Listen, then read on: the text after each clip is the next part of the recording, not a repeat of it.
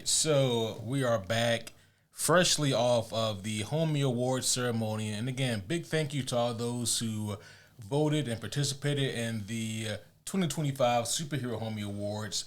That was a great turnout and that was a great event. We had some surprise winners in that. A lot of fun. It was a great time. I'll be honest, like, I think out of all the Homie Awards we have, I was maybe the most satisfied with the results this year. And when I say that, I don't mean like they most closely aligned with like what I thought, because that would have been like 2 years ago when I got like the Marvels in that bitch and like Guardians of the Galaxy 3 just like walked home with everything.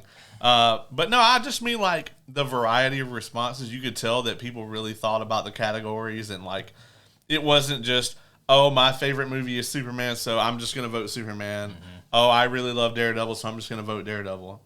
I think Daredevil might have benefited from, like, this is the only one of these 9 shows I've seen in a couple areas. But there was a lot of TV shows this year. I mean, It's understandable. We probably won't have that issue next year.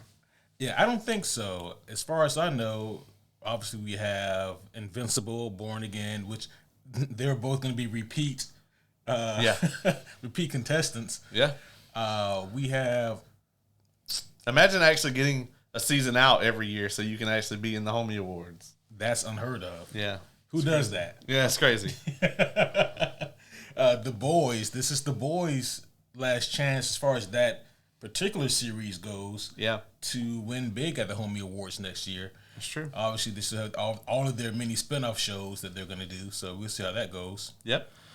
I wanted to talk to you about this very interesting phenomenon. That's all I can call it, and perhaps it is the most recent form of toxic positivity that I have seen. Oh boy! Yeah, and boy. It is. It's been fascinating watching this unravel, and maybe it's just because of the corners of the internet that I hang in particularly, but I've been seeing a lot of this lately, and it is borderline surprising.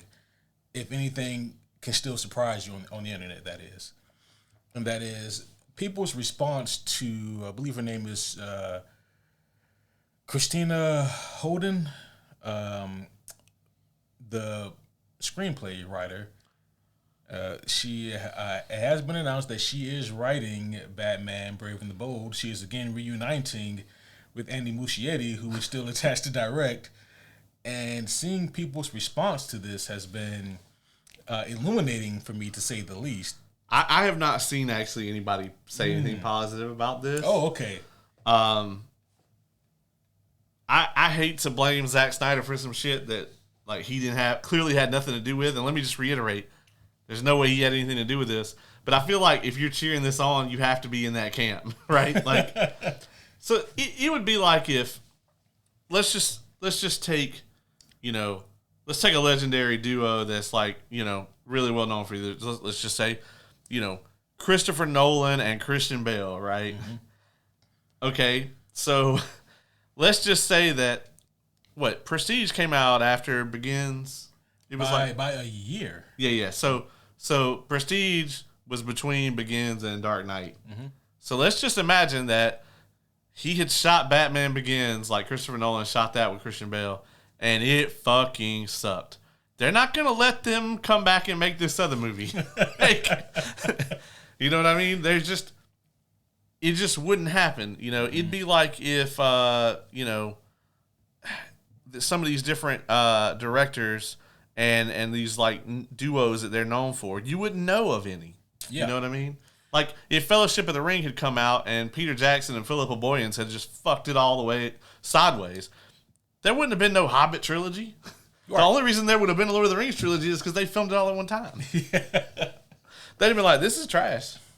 You're done. I just think about this whole scenario where both Andy Muschietti and Christina Hodson get rehired and attached to another big superhero project. And my thing is like this, is very much in line with what you just said, which is basically you can't really be upset at people having a side eye to this project when we just saw your two's previous efforts. But For those of you who don't know, I'm pretty sure that most of you may be familiar with Andy Muschietti. He was the director of the Flash movie that came out a couple years ago. And this lady wrote it. Yep. He also directed the It movies, and he played a really big part in Brooklyn to Derry. His horror stuff is really good. Didn't he do Ford v Ferrari as well? He might have. Was that him? I had to look. We have the technology, folks. We do have the technology for that. Yeah, his superhero content, for me, even though it's only been one project so far, it would be enough to give me pause to hire him for another superhero project. You know, like I don't think I'd be rushing out to hire Andy Muschietti to direct another big budget, high profile DC movie. But then again, that's just me. No, he did. Ford versus Ferrari. That was same guy that did Logan. Yeah, he did the Electric State. Okay. And that also sucked. and hilariously, like that was that also had the Russos attached to it. Yeah. That shit just sucked all the way around. Yeah. But it cost a lot of money. Yep, that's true. And Christina Hodson, so I will state the things that she's done, and then I would also state what people have been saying in defense of her and The Brave and the Bold. And I'd love to get your response. So obviously she was brought in to do rewrites on The Flash, and part of the internet's defense of this has been, well, yeah, but who didn't work on the Flash movie? It's not fair to place the blame on her for how that movie script turned out. Okay. If you were brought in to fix it, and what we got was what you said is fixed, like that only works in one direction. Like if like let's just say Kevin Smith did the original screenplay. Not sure quite why I used him, but you can probably pick up on it. Let's just say Kevin Smith did the original, and then they had her come in and do the rewrites, and then we got the movie that we got. You could say Kevin Smith is not at fault because it's not his script that got made. Mm-hmm. But whoever the last person to turn in a script, that's the script that we got. Yeah. And the movie that we got was atrociously bad. And what makes that movie so bad, and you can go listen to our review and we'll drone on about it for like 2 hours. But what makes that movie so bad is that there's literally a comic book and an animated film that literally could one for one give you shot for shot what you should have made. This was not this was not Watchmen. It wasn't difficult to adapt this to the screen. Right. It wasn't some super in-depth, this isn't Game of Thrones. Mm-hmm. There's not characters standing around having inner monologues for 30 minutes. Yeah. You know what I'm saying? It's very, very easy to just take this blueprint, and I'd say maybe you have to do 5-10% absolutely stretching it to get this story adapted for the big screen. Yeah. And instead of doing that, they said, fuck it. We will just go full tilt on Michael Keaton nostalgia bait, and then fuck all with the rest of it. Mm-hmm. We don't care. Yeah, and we'll leave out extremely pivotal moments of this story that we're clearly adapting, but not adapting. Yeah. We'll waste money on getting Batfleck and Gal Gadot to do some of the worst work that they've done in these roles. Yeah. By the way. Yeah.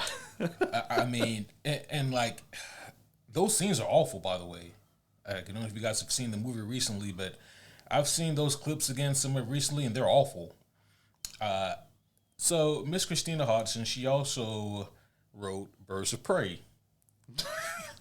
and people's defense of this has been interesting in that was, well, there was so much studio interference, it's amazing that that movie even came out in the first place. Now, is it actually confirmed that she's writing the script, or is it just heavily rumored at this point?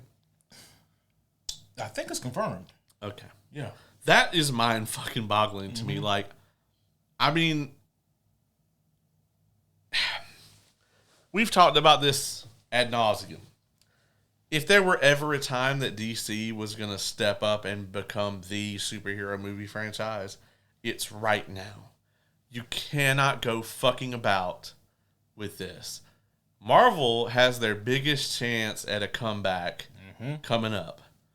They have the opportunity this year to fix a lot of the things that they fucked up. With DC, you only get so many chances to reset. And this really should have been full slash and burn, in my opinion. I don't think anyone who worked on a DCEU project should be working on a DCU project. Except for James Gunn. Correct. And that's just because he made a really good entry in that. But I'm just saying, like, these fucking directors that turned in these garbage films, or these writers that wrote the garbage films, should not even be given a chance or a treatment on any of this stuff. It's mind-blowing to me how this kind of thing could happen. And I just want to point out that we both really, really want to be wrong, and we want The Brave and the Bold to be fucking amazing. Yeah, this just kind of goes with that idea that in Hollywood you just fail upward. Yeah. Because it's like, okay, well, you fucked up the big screen debut of like one of our main heroes, so we're going to give you a bigger box office, like an established box office, like just bankroll to fuck up. So her illustrious list of work that she's done goes on. She also wrote the Batgirl movie that never saw the light of day. You can stop. You can just stop. You don't have to keep doing it. Okay. You don't have to keep going. I don't. But people's favorite part is that she also wrote Bumblebee, which, I don't know. Have you seen Bumblebee? I keep hearing from people that it's really good. I just can't be bothered to give a fuck enough to watch it. Does it have John Cena in it? Yeah. Okay, so, yeah. And Haley Steinfeld, it's one of possibly the best Transformer movie that doesn't have that Michael Bay feel to it, but that's like saying I went to McDonald's and I ordered the best burger on the menu. It's not a super tall order. Like the way that people are using the Bumblebee movie now in defense of Christina Hodson is like they are saying that this but Bumblebee, it's like a 9 out of 10. Like no one actually said that, but that's the way that they're presenting this movie now in defense of her writing Batman Brave and the Bold. When in reality, it's a strong, like if you just turn your brain off and then just sit back and watch, it's a strong 7. Yeah. And it's not gonna do anything that's going to insult you, and it's gonna be a fun ride for sure. But to act like, she wrote Bumblebee, therefore she can write this Batman and Robin movie, I think is wild considering everything else that she's done from Bumblebee to now. And I guess the thing that just really blows my mind, or unfortunately I should say the thing that scares me, because I think I understand what's happening here, is that James Gunn, couple of things. One, he said a couple of years ago that The Flash was one of the best superhero movies he's ever seen. Yeah. And like at the time, we both gave him the benefit of the doubt and said, well, he's just saying this shit to put some hype behind this thing so people will go and see it. Right. He can't clearly mean it, but he brought them back. Yeah, I guess so. Maybe he really does like it. I'll be honest with you, man. James Gunn had a lot of credit with me, and Superman was tremendous. But he's out. Oh, boy. I'm just judging him on his merits from here forward. I have no more faith. There's no more trust. Listen, Peacemaker Season 2 bankrupted this man when it came to the chits that he had to fucking turn in with me. You know what I'm saying? He's out. He's done. He's even. That's right. You got zero balance at the casino right now. That's right. Yeah, you got to bring me something and we'll talk. Yeah, this is just the last straw. I also think that James really wants to do something that is different from the previous incarnations of Batman that have been successful. So if you look at basically all of the versions of Batman from Begins to now, they have all sort of adapted the either dark and gritty or grounded approach to Batman. And I think that he really wants to bring back that kind of Grant Morrison Batman and Robin comic book flair, which I'm fine with. Yeah. I thought that one was really good, especially like that first third, tremendous stuff. It's never truly been done on the big screen. It hasn't. So this is new territory for Batman, which is rare to say. Yeah. You know? Yeah. So I think that like his idea, I think, is strong in this foundation. But man, I think that his approach to his idea is where the fuck ups will come, because I don't see how you can give Andy Muschietti and Christina Hodson the reins to an even bigger IP than The Flash. Yeah. And people will be like, oh, well, we need to give them benefit of the doubt. It'd be like, oh, well, John Peters is making the movie, I'm sure. But, we got to wait till it comes out. Yeah. Let's wait and see, guys. Yeah. That's their super strong argument where they try to take the moral high ground. Hey, guys, we all need to wait and see. Listen, if we're fucking, I don't know, attorneys, and we got this mountain of evidence that says that, hey, that guy's a fucking murderer, you don't just say, hey, well, let's just wait and see if he kills anyone else. And the other thing about that is, in every instance where people have said that, we have waited, and we have seen, and we were right almost every time. We want to be wrong. Yeah. I don't want this movie to suck, because it will break my heart as a Batman fan. Oh, God, yeah. To see this movie just eat ass. Yeah, you cannot fuck this one up. Like, This is the most important one. Like, if you fuck up Clayface, we will be like, man, that sucks. But it's not going to have universe-altering, like, issues. Batman is your sure thing. Yep. You put Batman in somebody else's movie to get people to go watch it. You can't fuck up Batman. Right. Like, Batman... So here's the thing. You can have Batman show up in, like, the Martian Manhunter movie or whatever, and it's fine. You can't just have Clark show up everywhere, okay? Because if Clark shows up, there's really no reason for whatever that other hero is to be there at that point. It's like, oh, well, Yeah. Well, then Superman just fucks him up. Yeah. It's over with. But I do think I understand what James is trying to do here. The same way that with his Superman movie, he doesn't answer any questions. He just presents these ideas and these characters to you, and you either catch on or you don't. Yeah. And I think he wants to do that with Batman and have a more lighthearted and fun approach. And I think you can do that. Like, you can just introduce fucking characters like Condiment King or Kite Man and just fucking fodder for them to beat the shit out of while the main plot progresses. Like, you can just do, whatever kind of weird shit you want to do with this and still have it work. You can have there be a strong comedic flair just from Batman being the straight man and Damian being a little shit, Yeah. Like, playing it right, yeah, there's a lot of potential here to have a Batman movie that we've never really had before. But it takes the right people making the movie to make that idea come to fruition. Yeah, agreed. Yeah. Kind of in that same vein, we were talking off mic about how, Kathleen Kennedy is officially gone from Lucasfilm. I think she is going to have a producer role on a few things, like, still that, she's working on. But as far as, like, her being the president of Lucasfilm, she's out. Dave Filoni is going to handle the creative side of it, and, like, the business side is going to be somebody else, which is really smart because I think Dave Filoni is a great creative. I don't think he knows anything about running a business, so, like, it's really good that they split that up. This has been kind of a quiet release because I haven't seen or heard much about this at all. Oh, yeah, it's out there. It's definitely a thing. They even did, like, an exit interview with Kathleen Kennedy. And so I really want to go and rank all of the Disney Star Wars up to this point. So that'll be a future episode for us. I would say we would just do all of it, but people are angry enough with us. Oh, yeah. So holy shit. So, like, if we just don't include the first 6 movies, then I think we'll be fine. So everything that Disney put out. I think that's fair. That's good. Obviously, like, we're not going to include, like, Resistance because, like, I refused. Like, just assume that I don't ever care to watch that. That's what I'm going to do. I think that'll be a fun thing for us to do. I'm kind of in a similar vein worried about this because, Kathleen Kennedy is out and Dave Filoni is in, but now we're getting all of these rumors and things, and this could be wrong, and I really hope it is. But apparently, the new leadership, which is, Filoni, and obviously Favreau is right there and has his ear. They are apparently really behind a new trilogy that's going to be, 10, 11, 12.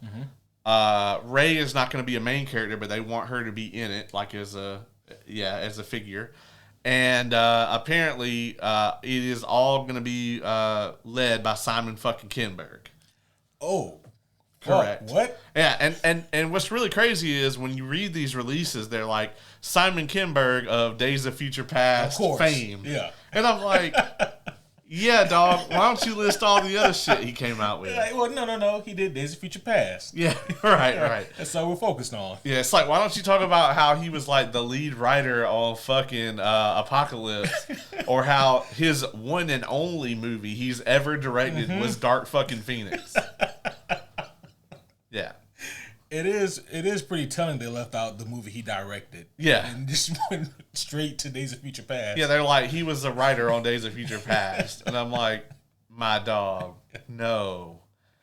So I really hope that a lot of that is false. Like, I would hope that Dave Filoni would be completely behind giving us this Edge of the Empire movie. Well, not Edge of the Empire. Heir to the Empire. Sorry, getting my empires mixed up. This Heir to the Empire movie. They were setting it up with Ahsoka. It's very clear that they're trying to lead into all of that. And I would really hope that that's the direction they're going to go in. I feel like them going in this, we're going to make another main Skywalker saga trilogy. I feel like that's very much we didn't learn anything from the past decade, right? So, listen, the last time that they could have possibly mined those characters or that era was with the previous trilogy. Right. And they squandered it. Absolutely. All you can do now is scorch that earth and start over anew. I think that we just need to... We can move on from the Skywalker saga completely. Yeah, entirely. And as a matter of fact, I mean, unfortunately, they're all dead. Like, the only character you guys have left from the main 6 movies is a fucking Palpatine. Oh, gee. Yeah. Yeah, Rey Palpatine. I don't care. I don't care what name she stole, what kind of identity theft that she committed. Not to mention, like, there's a reason that y'all can just so easily get Daisy Ridley on the phone. She's not doing anything. So I don't know, man. Like I said, this is all heavily rumored, but I'm seeing enough of it to where it has me very concerned about the future of Star Wars. Not that I wasn't already. Man, like that is very concerning because Disney, they need to be back on the upswing right now. Yeah. And potentially they could be, with this year.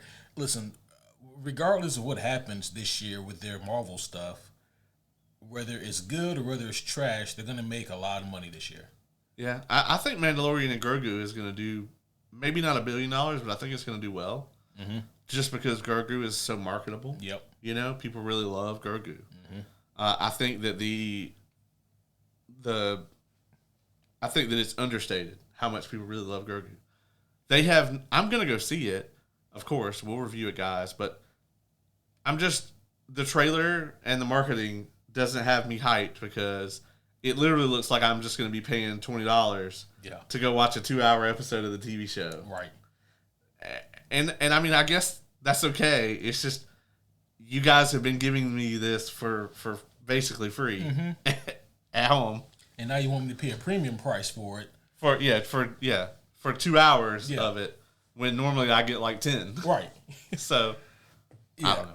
They're really going to have to sell people. I mean, well, like you said, people are going to come out and see this regardless. I agree.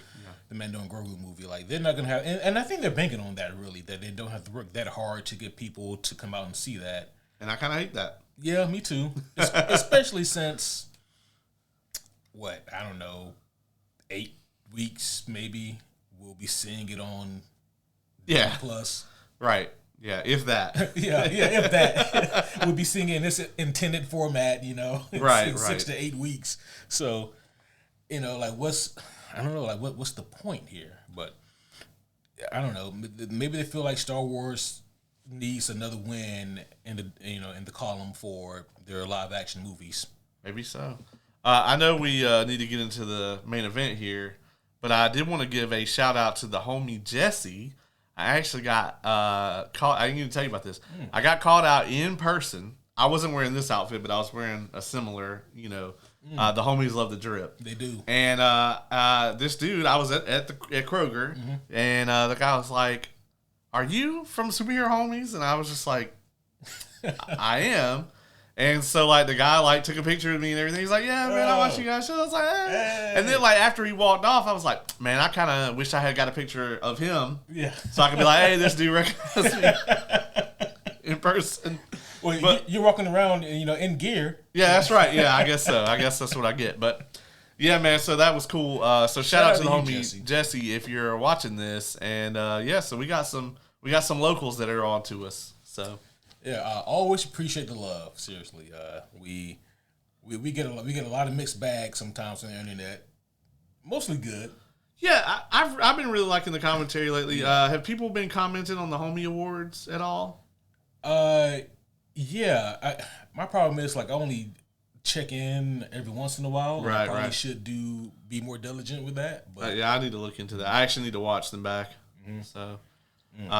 The homie K did watch them, and she was in fact furious when Dilly said that shit about the one in the raincoat. I knew it. I could feel her anger, and she was nowhere nearby. Right? Yeah, exactly. But tonight, folks, we actually got a very special one for you.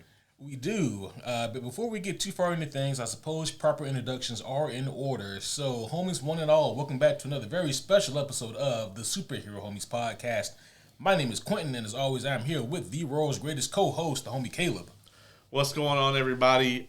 We have none other than the 2025 multiple Homie Award winner. Crypto is right here in front of us.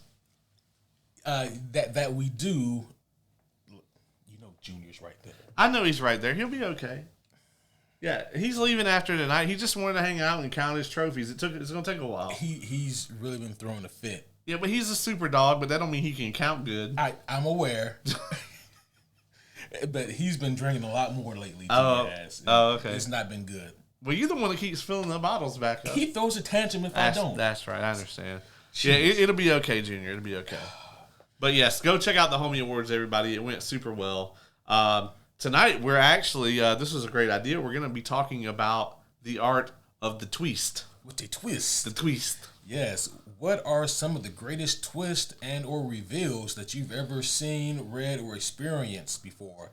This is something that I've been wanting to do now for a while. The idea originally came to me like back in November, but like December through now has been so packed. Yeah, it's rare we actually have time to just do some shit we want to do. Yeah. And with Born Again coming back on soon. Born Again. Born Again coming back on soon. We're about to be locked right back into that same nonsense. So. Oh my goodness, yeah. Right back in it. But you know what? It makes the content that much simpler for us to follow sometimes. That's right. It's going to be difficult for us to really give you guys a spoiler warning for this one. Yeah. So if you hear us start to talk about a thing and you haven't seen or read it and you don't want to get spoiled, I don't know what to tell you. Pause it, fast forward a couple minutes, because pretty much everything we're going to talk about here tonight is spoilerific. Did you finish His and Hers before I ruin it for you? I did not. Okay, so we're not going to talk about that one here tonight. So okay. If you're watching and you've seen His and Hers on Netflix, look at me in my eyes. Yeah. If not, go watch it. It's really, really good. It's only like 5 episodes. It's a quick watch. I think it's 6 because I've seen the first 3. Okay. Well, it's like, shorter than most things. Unfortunately, they added a little season 1 banner to the bottom of that shit. So I unfortunately think they're going to try to do another season. And I am True Detective worried. I was going to say, you think they're going to do a True Detective and have it be like an anthology? Or I actually think I think that's the only way that it could work. I think if they try to do another crazy thing with these same characters, like you got to finish it though. It's quite good. Yeah. I'm not going to say it's perfect, but it's very, very good. And there is a really good twist, and I called it around episode 3 or 4, but it didn't ruin it for me that I was able to get the twist. As a matter of fact, it actually made me super happy when I was right. Yeah. So Yeah, and that just goes to say that a good twist doesn't always have to be this thing that's completely unpredictable. It just has to be good. yeah. Yeah, we're going to have some examples. I even brought some bad examples. Oh, yeah, there's those two. Tonight. So, man, yeah, I did not sacrifice the mental bandwidth to think of like the bad twist, but I probably should have because there are quite a few of those out there. I have a few. So we're going to have some examples of some bad ones. Yep. We're going to talk about the art of a twist, what makes a good twist. And we got plenty of examples here. I know I brought like 10. So excellent. Yeah. Yep. So would you like to kick things off or would you like me to? Yeah, I'll kick things off, man. I'm actually going to start with one that's like super obvious. But I think that it deserves to be on this list because of how iconic it is. And we were just talking about Star Wars. Darth Vader is Luke's father. I had that on my list. I'll check it off. You know, like, spoiler alert, but, you know, this was in pop culture like the twist, right? It was the twist of all twists when Empire Strikes Back came out. As a matter of fact, when they recorded the scene, they actually recorded a different line and then they dubbed over it because only like George Lucas and I think Lawrence Kasdan and I think Luke himself knew about this. Like, I think only like 3 or 4 people were aware that this was gonna he couldn't even tell Carrie Fisher and Harrison Ford. They didn't even know. And so like it wasn't. And James Earl Jones, right? He also had to have known. No, because he wasn't there in the suit. He wasn't there, but I'm talking about in yeah, because he had to say the lines. Yeah. So he voiced that over. Yeah. So James Earl Jones would have known before everybody else. But it was this whole thing where it was like, you know, I guess maybe David Prowse knew because he would have been in the suit. Yeah. But not if they just dubbed it over, like he didn't say it at the time. You know. Because this wasn't on Netflix, so it's not like Luke went on this long monologue about like, no, you can't possibly be my father. No, I am your father. You're my father? No. But yeah, so I think that you know, this was like just this massively kept secret and this huge reveal that really shaped the entirety of like what Star Wars is, like to the point where. Are you familiar with Machete Order? Have you heard of this? You seen this? You heard of this? No. Does it have to do with Danny Trejo? It has nothing to do with Danny Trejo, other than the fact that he was a Rancor tamer in the Boba Fett show. Oh, he was. But it still doesn't have anything to do with that. So back in the day, and this is still a thing online, if you like, look it up. There's this concept of Machete Order, and it's basically you watch the original New Hope, so Star Wars Episode 4, Empire Strikes Back. Then you watch the prequel trilogy. So it's like you get the first 2 episodes and then you get the reveal from Darth Vader. And then you go back and see how it all happened. And then you get Return of the Jedi at the end. And so it's kind of like the entire prequel trilogy is like this super extended flashback sequence. And I've watched it this way before. And it has a nice little interesting flow to it, you know. But I mean, yeah, it spawned a whole trilogy, this reveal did. And it took the story to a different level, and it got everybody talking about it. And it's like one of the most parodied, satired, repeated, you know, whatever moments that there is. I mean, if you look at like the Aragon series that came out, it has the exact same twist. Although the first book is just it's like line for line copied Star Wars, but you know, we forgive him. He was 16, but like it's just this thing has been done over and over and over since then. And it's not that it was never done in anything before that. It was just that in this particular, like, huge explosion of fandom and pop culture, like, really the birth of kind of fandom, you know, that it was this huge moment that was kept under wraps. And there was no internet back then. It didn't get spoiled. It didn't get leaked. People went to the theaters and had their fucking minds blown, you know?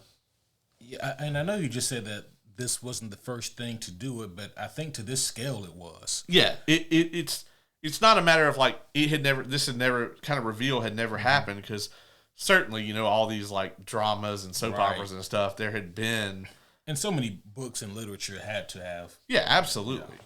Yeah. But as far as you've got this huge pop culture like icon franchise, whatever, and you're having this huge reveal.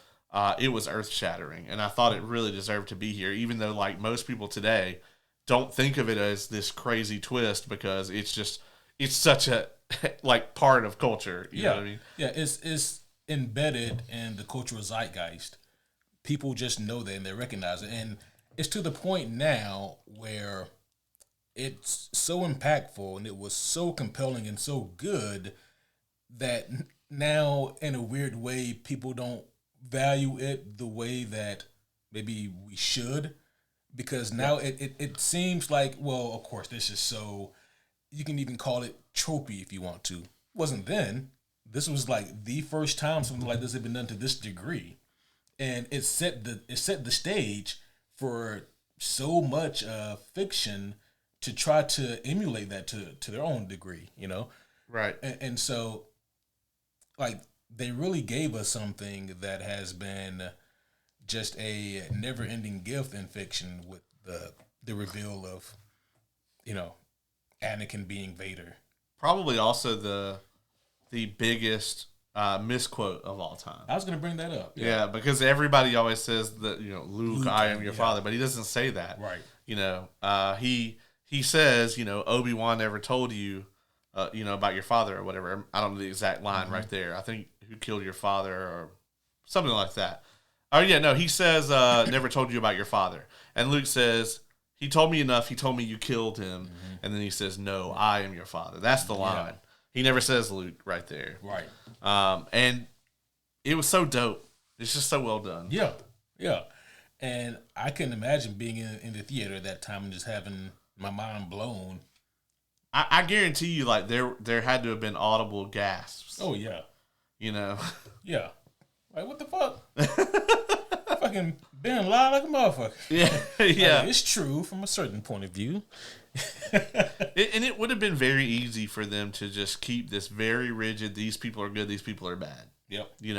Because they had the zeitgeist, 100%. I mean, they had everybody. They had society in the palm of their hands. They could have just made it this very straightforward Fast and the Furious style shit where it's just like Luke and the gang go off and do cool shit, and Vader's this mustache twirling, I'll get you next time, Luke Skywalker. Right. But they didn't do that. Yeah. They could have made it Space Dukes of Hazzard. Even had the good guys lose in Empire Strikes Back. Yeah, and that had not been done. Right. That was a thing that just didn't happen, especially like how serialized most things were back then. I brought up like Dukes of Hazzard or whatever. You watch that show and like the good guys win every time. Yeah. Well, they were the good guys then. It's debatable now, but you know what I mean. But it's like, it was the same thing with like, Matlock and like all those kind of shows. Gunsmoke, what's going to happen. Yeah, it's like, oh yeah, the bad guys might be ahead for a few scenes, and then the good guys gonna go coup it up. Yeah. And win. Exactly. They cast win, and then the episode's over with. This may be a bit of a hot take, a bit of a stretch, and maybe a bit surprising even coming from me, a comic book guy, but I don't know if Infinity War ends the way it does if something like Empire Strikes Back hadn't happened. Like, if they haven't seen such a big scale win with the bad guys winning, I don't know if Marvel, with their multi-billion-dollar conglomerate, would run the risk of doing it.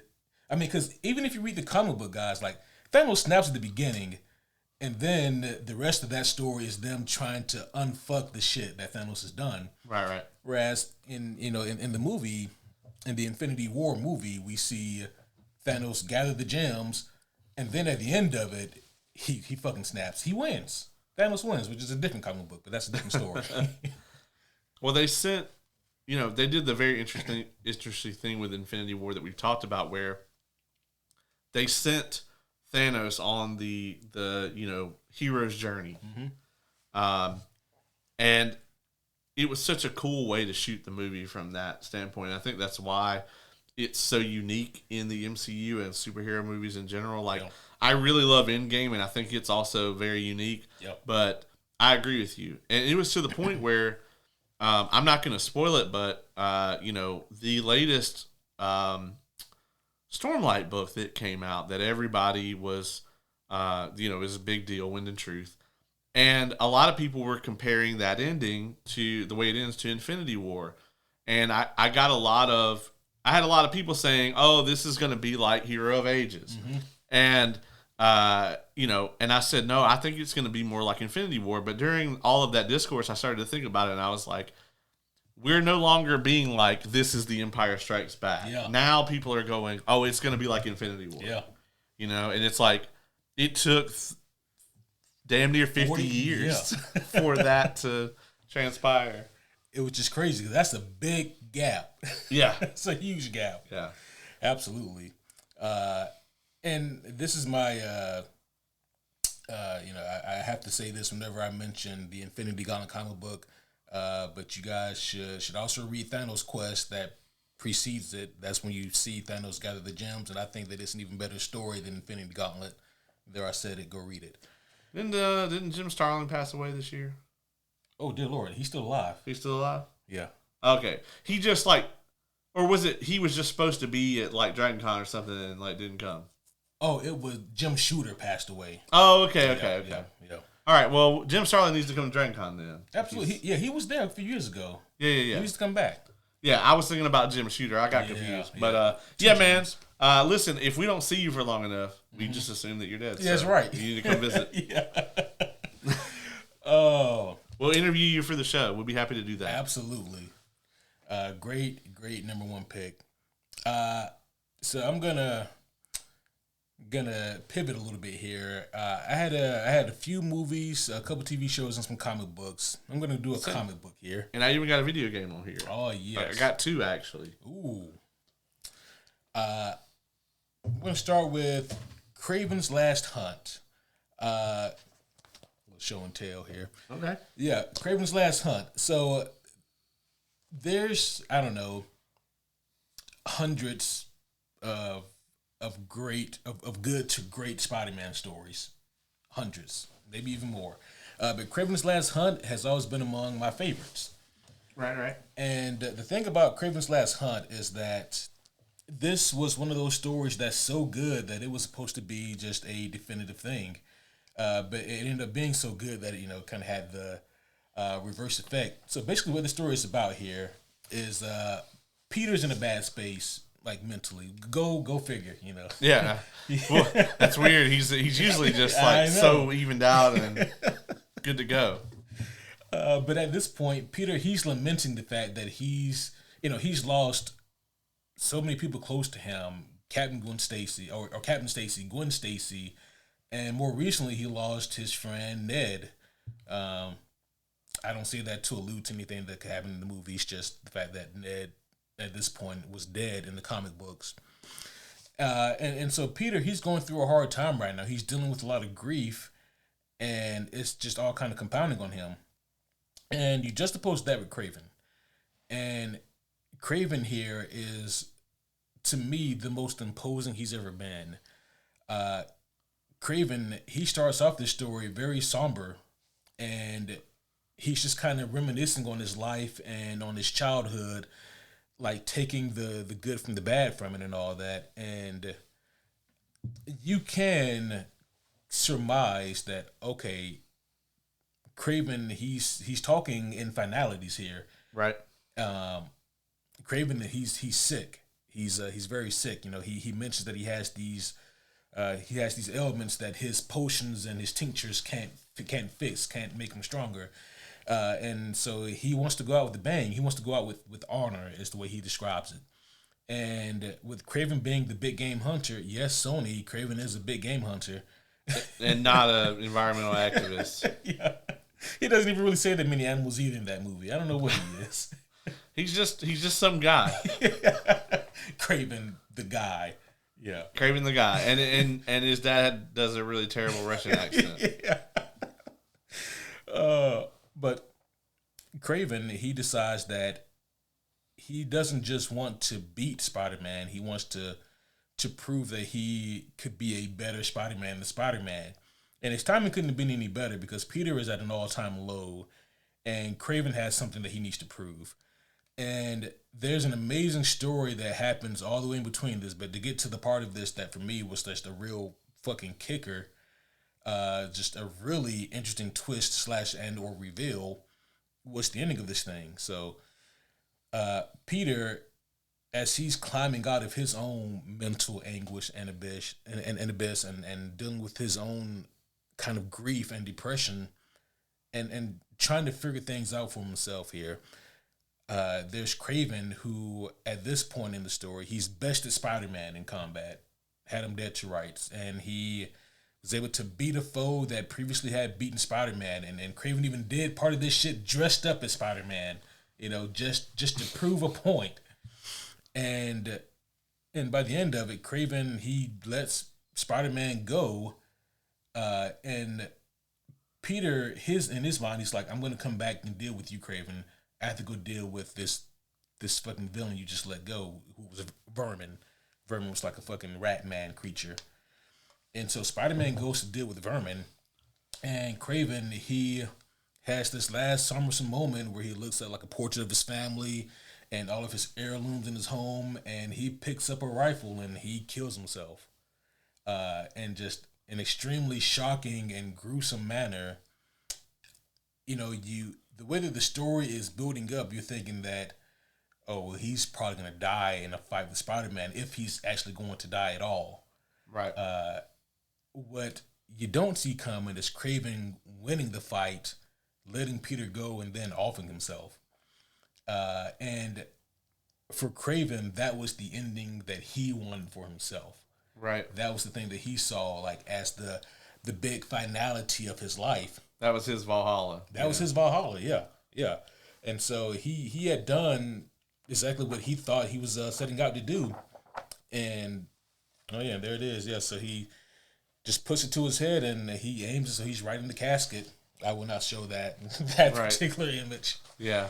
But yeah, it was just a very gruesome story. And then, like, the crazy thing about it, that's not the end of the story because Spider-Man still has to fight this motherfucker who right. couldn't let go. Right. And then, finding out what happens and, Peter dealing with his own shit, he just wishes that things could have been a little bit different. That, maybe, not saying that it compounds Peter's grief, but it gives him a different outlook on things. And he's like, man, like, I don't want my grief to manifest anything like this. Right. And so this was just such a unique book of its time. I think that this story came out originally in 1987. And back then, this is before we got Vertigo comics, back before we got comics that were super commonly dark and gritty to this degree. And so this was, especially for Marvel on top of that, like outside of the likes of Frank Miller's Daredevil, there wasn't a whole lot of Marvel that was super duper dark, and even Frank's Daredevil wasn't this dark. But it's not just good because it's quote unquote dark. It's good because of the themes that they touch on that comic books at that time really didn't do a whole lot of to this degree. And it's just so surprising that they were willing to go this direction. And the whole idea behind this was, all right, Craven's had a good run, but let's just kill him off. But like I said earlier, it was too good. And when you have something that's too good, you got to bring it back. Right. So. And not only you mentioned how dark the story was for Marvel at that time, in a Spider-Man book of all things. Yeah. This wasn't in fucking Moon Knight. Yeah. It was in a Spider-Man book. Right. Yeah, so you have Craven, literally pulling the trigger on himself in a Spider-Man book, and talk about a big swing. I'm very surprised that the higher ups at Marvel allowed this. Yeah. But man, it was a swing and it was a hit. And it's to the point now that it came out in 1987, so damn near 40 years later, it's still being lauded as one of the greatest Spider-Man stories ever. And for good reason. Yeah. Hell of a twist reveal in that for me. Yeah, that was a great one. Yeah, I need to get around to reading that one because everything that you've told me about it is fantastic. And even though I know that that's going to happen, that just made me want to read it more. Yeah. So. Yeah. And you know, kind of on that note, like, you know, one of the things we've talked about in the past about a good twist is when it happens, it's got to make sense. Mm-hmm. And not only does it have to make sense, but it can't be you know, this thing where it's like, we didn't lead into it at all. Right. You know, we didn't leave not one single breadcrumb to arrive here. And we did all that just to pull this out of nowhere, so there's no way that you could guess it. Right. No, the best twists out there, when they happen, you immediately go, fuck, all the pieces were there. Yep. You know, or you even go back and look and be like, did I miss this shit? And then you find out it was right in front of you the whole time. That's a brilliantly written twist. Yes. You know, some of the bad examples I have are just like the out of nowhere shit where you're like, nothing led up to this. This doesn't make any sense. It doesn't make the story better. It actually makes it worse. You know. Have you seen The Usual Suspects? I have not, I don't think. I'm so frustrated. I saw that movie years ago. I must have been a teenager. Who's in that one? Oh, everybody. Benicio del Toro. It's an ensemble cast of people. Oh, okay, yeah. Yeah. Yeah, I don't think so. I remember it being a good movie, and it's lauded as being a good movie, and it's also lauded as having like a really great twist, but take everything I'm about to say with a grain of salt, because I haven't seen this movie in damn near 20 plus years. But I don't remember it being a good twist in it, because it's all about finding Kaiser Sose. You know, who is this Kaiser Sose? It's got to be one of the usual suspects, and if memory serves, I don't remember who it is, but I don't think it was any of the usual suspects. And so, like, it's a great movie from what I remember, but I don't remember the twist being that great, because like no one could ever guess who Kaiser is, because it's not any of the usual suspects. Right. But I could be wrong. Again, it's been like 22 years. Yeah. So we'll stay in the comic book realm. And one that I have on my list, this will be no surprise to you, is Hush. Hush is such a tremendous twist because, I was actually looking earlier. I was like, I know he's got it over here somewhere, since this man got all these visual aids. So with Hush, we actually are introduced pretty early in the story to Thomas Elliot, and we get all these kind of flashbacks of Bruce having this like childhood friend or whatever. And I'm like, you know, I'm reading this having lots and lots of Batman knowledge. I'm like, man, if we're getting introduced to some random motherfucker I'd never heard of from Bruce's childhood, right, he's probably going to be batshit insane, you know, or hate him or whatever. And Thomas Elliot fits kind of both of those things to an extent. But Thomas Elliot isn't actually really the great twist in this book. The great twist in this book revolves more around the Riddler than it does with Thomas Elliot, in my opinion, because I feel like with Thomas Elliot being a like renowned surgeon and everything, and like Hush showing up with all the bandages or whatever, I think it's pretty easy to put two and two together and figure out, or like you're like, well, clearly it is this guy, even though the book will have you doubting it several times over. What doesn't make sense is like how and why Thomas Elliot is doing any of this shit. And as it turns out later on in the book, the Riddler had a inoperable brain tumor. Yeah. And he was seeing Thomas Elliot, and he ends up using, I thought that was the Lazarus Pit scene from all the green or whatever. But as it turns out, the Riddler ends up using a Lazarus Pit to bring himself back.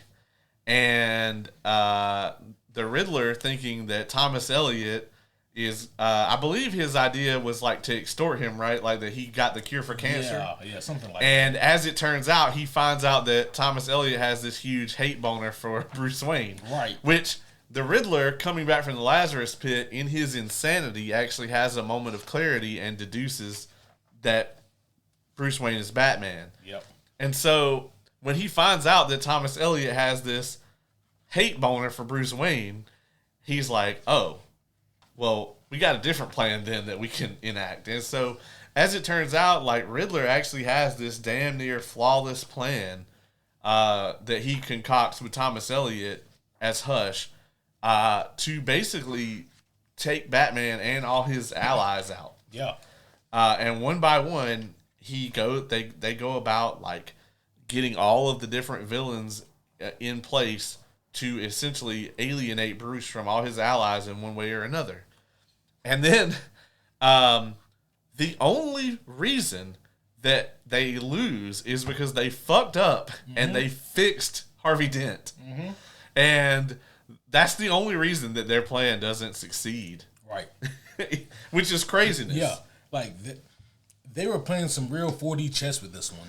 Which you got to if you're going to try to outsmart Batman. Yeah, absolutely. And they did it. Yeah. You know?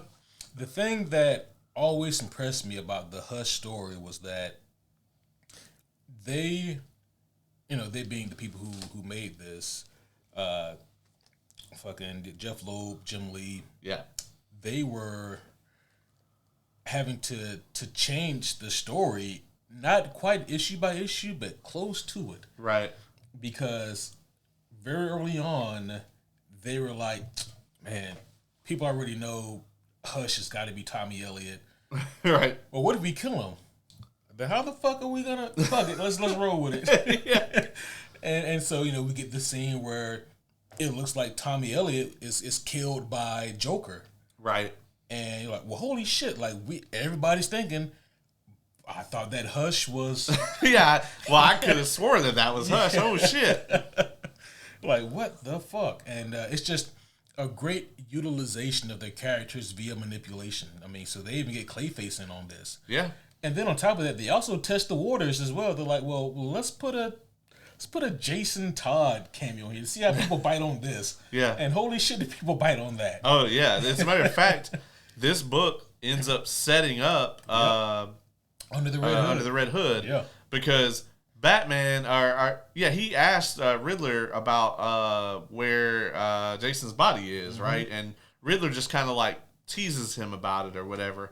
Because I think at this point he's already operating as the Red Hood, right? Yep, just in the shadows, yeah. So, yeah, he's already resurrected. Yeah, and they addressed that in Under the Red Hood because there's a moment there where it's like, well, how would Clayface know exactly what he looks like, however many years later? Right. Well, it's because he saw him. Yeah. Yeah. He's alive. Yeah. Hush is tremendous, and I told myself I was never gonna buy another version of Hush because I own enough, but recently, like the absolute version of Hush I saw online for half off, and I was like,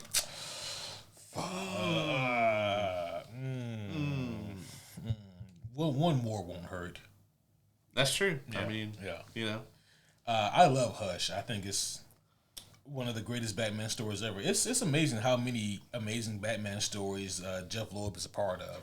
Is Hush 2, is that out yet? I think it's been coming out, but they've been taking their time. Yeah. I don't know anything about it, though. Yeah. I mean, even from the premise, like, I don't know a damn thing about Hush 2. I'm not going to issue by issue it, so I'm going to No. wait for the Omni to come out, however long that takes. Right. Yeah, I assume maybe sometime this year. Yeah. If I had to guess. But yeah, I love the twist in this, and I'm one of the few people that wasn't mad about them changing the movie to where it was like the Riddler did all of it. Mm-hmm. I was like, I guess, but yeah, it's like it. I didn't think it was awful. I thought it was off-putting a little bit, because at that point it felt like their primary concern was trying to work the audience versus how do we best adapt the story. Yeah, it lacked a lot of the nuance that the reveal has in the story, I think. Right. Because in the story, it is this huge twist or whatever. And yeah, I mean, they were definitely trying to work the audience a little bit, obviously, like issue by issue. But it all worked out really well. And the way that it comes out is not how it's expected. It's not tropey. Yeah. But then the way that it's done in the animated movie, it is kind of tropey. I still like it, though, because it's probably the closest thing we're ever going to get. And it's my favorite Batman story. So. Right. Yeah, I mean, I don't think we're ever going to get, like, a live-action Hush movie. No. If we were, it would have been the Batman Part 1, Yeah. They would have reworked that. Yeah. I mean, honestly, I think, like, even if the DCU, like, really hits off and, like, starts, doing old-school MCU numbers, like, a billion, they're not going to make this movie. It would cost $600,000 or $600 million. Everybody's in it just to make this movie. Yeah, just because everyone is in it, bro. The Killer Croc fight alone would cost a fortune. Yeah. They have to get Andy Serkis. Oh my gosh, yeah, on stilts and still have him slithering and shit. It would be so difficult. Yeah, the Killer Croc fight would be insane. I mean, there's just so much in this. Like, as far as all the different like pieces and players, I mean, you have to get, Two-Face, Joker, Ra's al Ghul, Talia, Hush, and then like the whole Bat family, pretty much everyone, Catwoman, Nightwing, yeah, like, and then the Riddler. Yeah, I mean, it's so many people involved in this story, like just a revolving door of Batman characters, but it all plays out and it all works. What if like the Batman Part 2, like they've just been fucking with us? It's actually Hush, because they got the Riddler locked up. Oh gosh, he could just turn out to be the villain again, at the end. Fuck? Batman goes to the cell like, you motherfucker.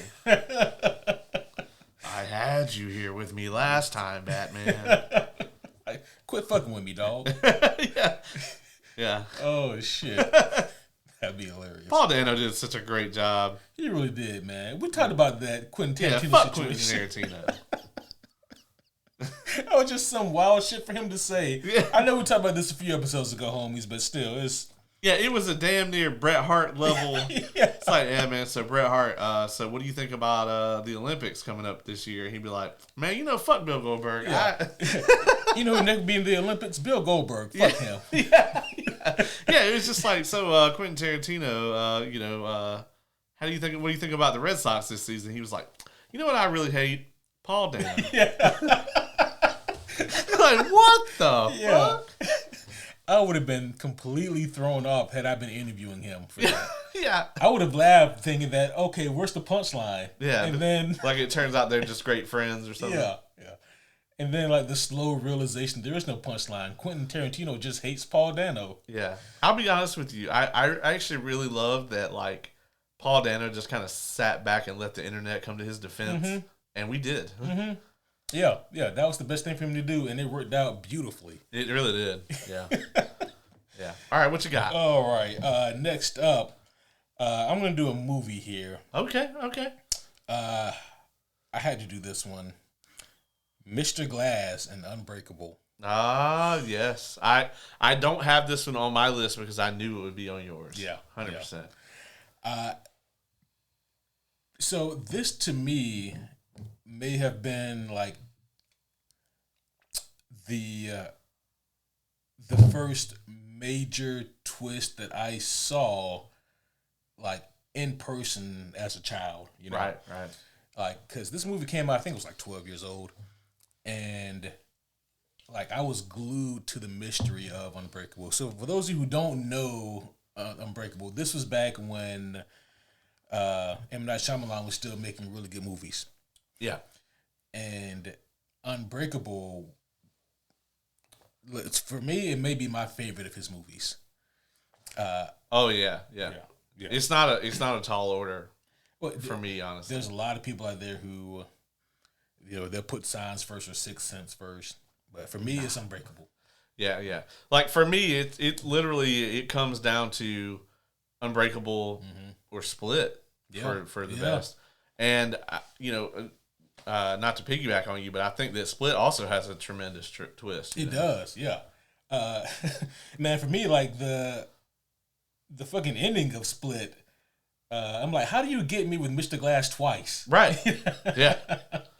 Absolutely.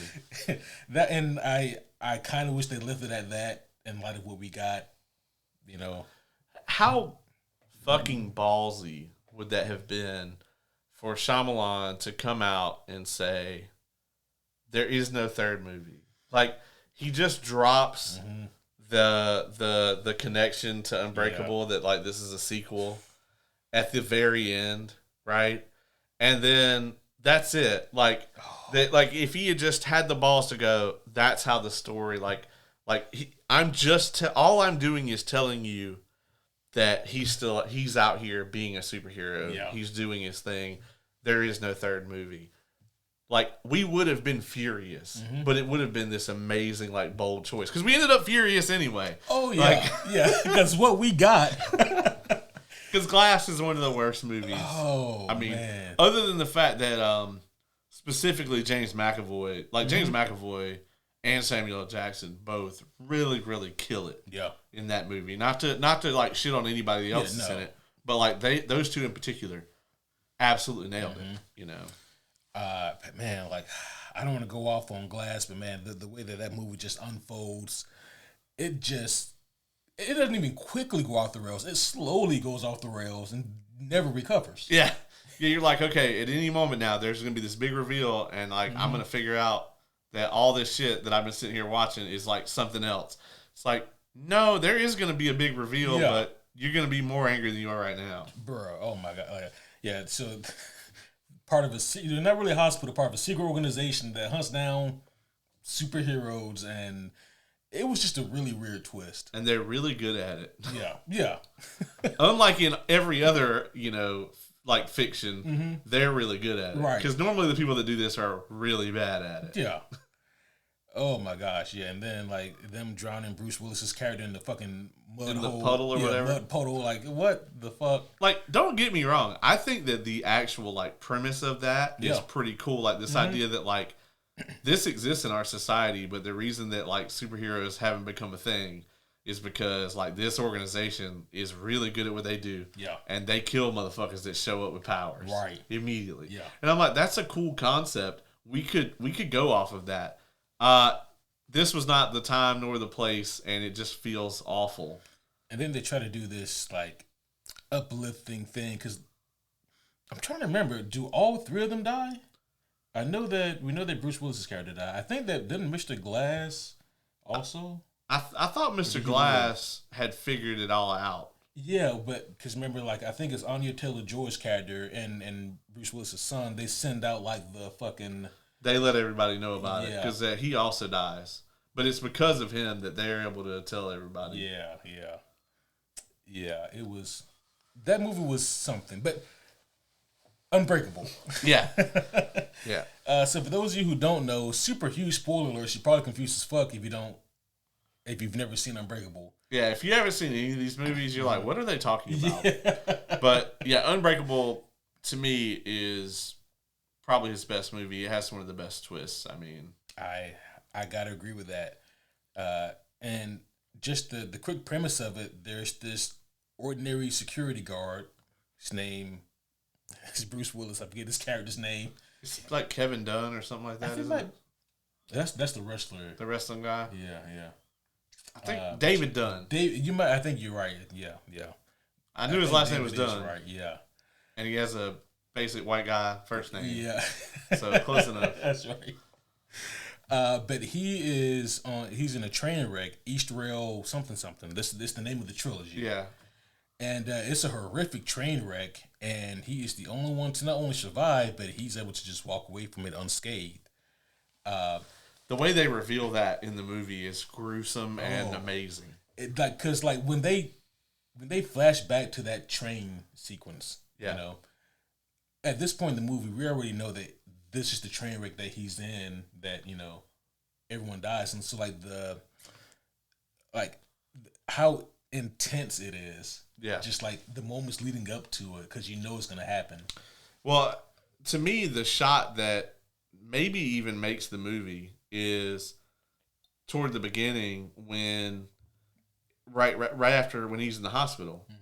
And it's a brilliantly set up shot because and it's to the point that I probably haven't seen this movie in 7 or 8 years, and I can replay this exact shot in my head right now, because there's a body on a table, and you see that the doctors and stuff are like trying to work on this body, and you hear the heartbeat monitor beeping, and the focus though isn't necessarily on that body. The focus is actually on Bruce Willis and the doctor behind him.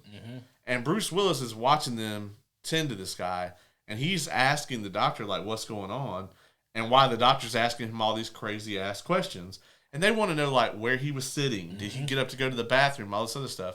And finally, Bruce Willis is like, why are you asking me these questions? And he's like, well, because in a few moments, you're going to be the only person who survived this train wreck and you don't have a scratch on you. And the whole time that they're having this conversation, you actually start to see like more doctors rush in and like the heart rate monitor beeps faster. And finally, you see like the blood stain on the band. Like this dude starts to bleed through the bandages and then the blood splatter like expands while they're talking, and then you hear the heart monitor go off like as he's telling him he's going to be the only survivor. Yo. It was just such an effective shot where they're giving you all this exposition at one time without like just, I don't want to point the finger, but without all the characters like, you know, shouting it over and over. You know, this movie's never been on Netflix, I don't think. Yeah, it hasn't. That's a weird thing it is, for you to bring up. You know, just, you know, so many movies go to Netflix. Yeah, Unbreakable never did. But the character of Mr. Glass, right? Like, he has an actual name, and it's not creepy Frederick Douglass, but that's what he looks like. He really does. And you spoke earlier about how with a good twist, you can see all the pieces there in hindsight, but in the moment you don't pick up on it, and that's exactly what the case is here. Yeah. 100% this guy's a psychopath, right? You know? Oh, yeah. But for some reason, he's just so kind of charming and endearing in his own little way, and he's helping our protagonist. Right. You know, he's helping David. So we're all just thinking, all right, yeah, he's on the up and up. And then, you know, at the end of the movie, we get the scene when, you know, Bruce, he stops the guy who we had a bad feeling about, who was kidnapping the kids. You know, he stops him, and he goes to Sam Jackson's his art comic book museum. Like he's got like this big event going on, and they have this incredible meeting when David is finally embracing the fact that there is something very special about him, and he says to Sam Jackson, "So what do I do now, or what happens next?" And Sam Jackson just says, "We shake hands." And the thing that we forgot to mention is that one of David's abilities is whenever he touches people, he can get a glimpse into their life, kind of like a premonition about who they are, so to speak. And so when they shake hands, David sees all the atrocities that this man who we thought was his friend has committed. Yeah. And Sam Jackson wants him to see that. Yes. Like, he wanted him to know what this connection was. And then he goes into one of like the best monologues that I think that Sam Jackson has ever given in his career. Yeah. You know, so many sacrifices just to find you. There's the building that caught fire that killed a bunch of people. Obviously the train wreck. And then there was something else he did. It was a bomb that he was, I think, planning to fucking set somewhere. It's very Thanos, right? Yeah. Where it's, you know, and like the crazy thing about this movie too is it came out like 2000. Yeah. There was no superhero boom. Nope. Okay? It didn't fucking exist. Like they literally just let this man put out a blockbuster that was very similar to, like, you know, Christopher Nolan has said that if Zack Snyder's Watchmen came out right now, it would be this huge, like, lauded thing. But unfortunately they put the cart before the horse. Yep. And they came out with like the dissection and the teardown of the superhero team before there was a superhero team. Yeah, you can't do the deconstruction before the thing is out, and that's right. Exactly, that's what they did. And this is kind of also that they kind of took this like fucking Superman story to an extent, and they did a deconstruction. Now, obviously, like we had Batman '89 and like you know, Richard Donner's Superman and all that. But this sort of darker, much more mature. There's some very mature shit in this movie. Yeah. You know, take on like, oh, we're gonna do this, and then we're gonna have this like Thanos type villain that, you know, we're gonna get you to like until the end of the movie, and we're gonna give you this big reveal. And not only that, but like he is in this Thanos position where he's like, look at me, I have borne this burden of doing all these things. Yeah. And I'm the only one, you know, who can bear this burden and do this thing that must be done to find you. And Bruce Willis's character, you know, he's the audience surrogate for all of us at that point. He's just like, nah, fuck you, dog. Like, yeah, yeah, you are fucking insane. He's like, I'm calling the police. Yeah. And you know you can't fight me. Right. And, like, I love how, like, when Bruce Willis, he's, like, walking away stunned, you know, Sam Jackson, he's still going off and, like... Yeah, he's like, I haven't finished my monologue. Yeah. And if you're a comic book fan, it's like, well, yes, but no. Like, you're insane. Because he's saying things like, you know, and, like, the good guy and the villain, they only start our friends, just like you and me. And, you know, like, you know, you're really strong, but just you swallow a little bit of water and, you know, that's your weakness. Me, like, I have brittle bones, but, like, my brain is, you know, blah, blah, blah.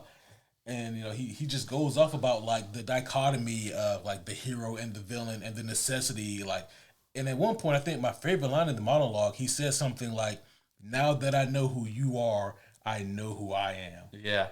And it's cold as ice, the whole thing.